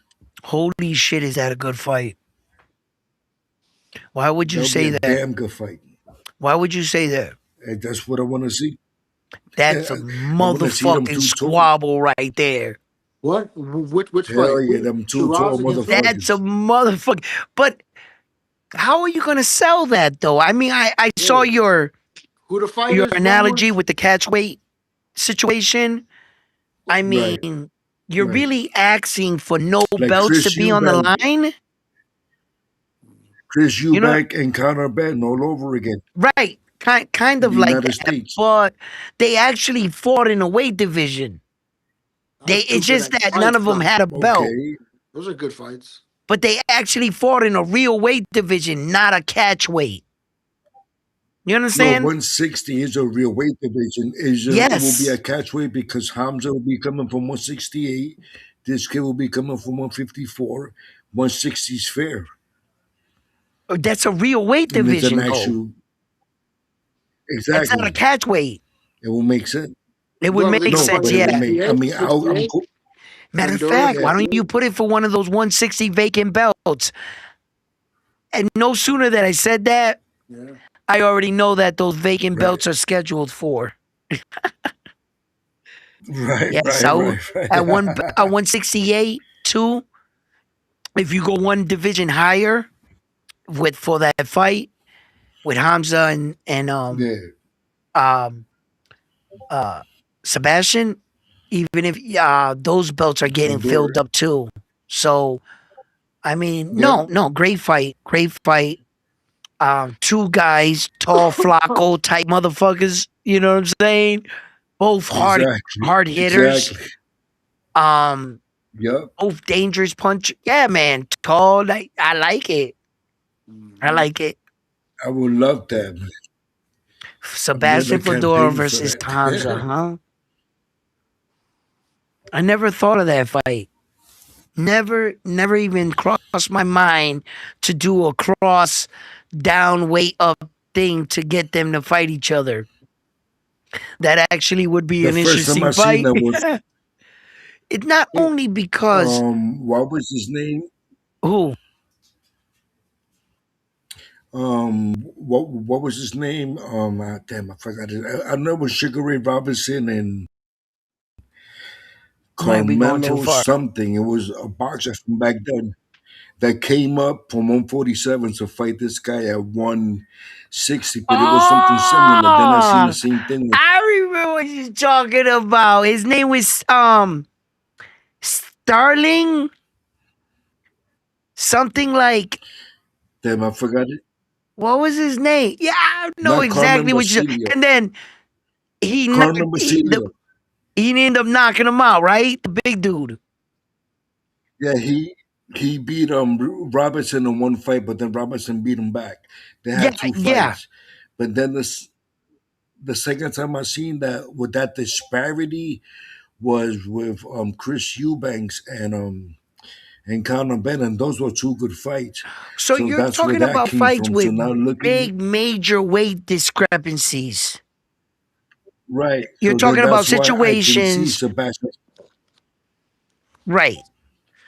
Hey, Yeah, you know that what I happened could like that, suggest and I though? can see that's why I could see Sebastian Fundora and Hamza Shiraz in a fight I could see because if they Shiraz can fighting both make Plant. that Fighting 160 who? weight, it'll be good. Caleb Plant. No, Why Caleb not? Plant got beat down by Resendiz. You don't think that's not a good Yep. No. right? Just I on would his rather him resume, fight man. Resendiz then. Oh yeah, what's up with Resendiz, Kenneth plans to man? fight Boo Boo. Resendiz is scheduled to No, fight no, now. right? Yeah. You're right, round one. Well, yeah, Boo Boo's good, man. But you know what? He's right because we're still looking in the past, man, and we got these future fucks right here. So you're right, Right. man. Resendiz or who's that Salvadorian dude who just won? He be training with Bud. I forgot his name. You know what I'm talking about. Trains with Bud's camp, Bomac, You, Salvadorian. He you just fought you got 68. me. Oh, he just won. Yeah. I forgot Yeah, his name. Yeah. that guy. He fought last week and he won the rematch. Hey, that'd be a good fight. I forgot Them his name. two. That Somebody help me out with I have to this look because it I'm up. having a what's his brain name? fart right now. Gilbert? Nah, He's what's a his name, Bomac bro? You fighter? don't Bomac fighter, El Salvadorian. He had a battle with that one black dude. I forgot his name. I I know all forgot, man. Bomac fighters. Like, why am I enjoying a Blake right now? You know what it is? You're I've trying to been on Blake too on this long. I've dude. had too many of these little Once you, guys. yeah, Lester Martin? yes, Martin Resendiz. That'd be a throwdown. That'd be a sick Yeah, throwdown. That'd be a sick ass throwdown, and that's for a belt.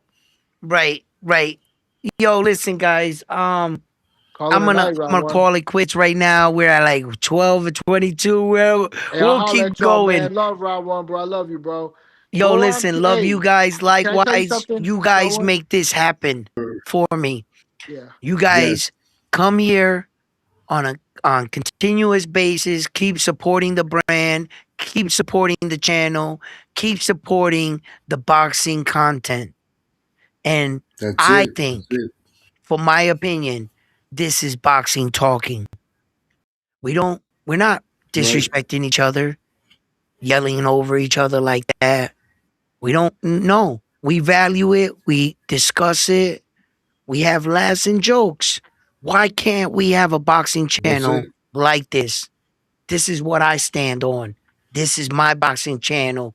I stand 10 toes down here at Round One Sports Talk for real boxing talk. And if you like me, join us here at Round One Sports Talk. Gentlemen, it has been my pleasure to have you guys come up here, share your boxing insight. Chicago kills. Peace to God. Listen, you guys have been the best. My co-host, Frontline, you guys know him. Thank you for making this all Yes. possible. Please hit that like button, Shouts to Frontline. subscribe to the channel. We only need about 4 or 5 more subscribers to hit 5,000. Let's see if we can hit that 5,000 mark tonight. Listen, gentlemen, it's been my pleasure. Thank you. Join me tomorrow here at Round One Sports Talk where we talk boxing. Good night, gentlemen. Have a great Peace. night.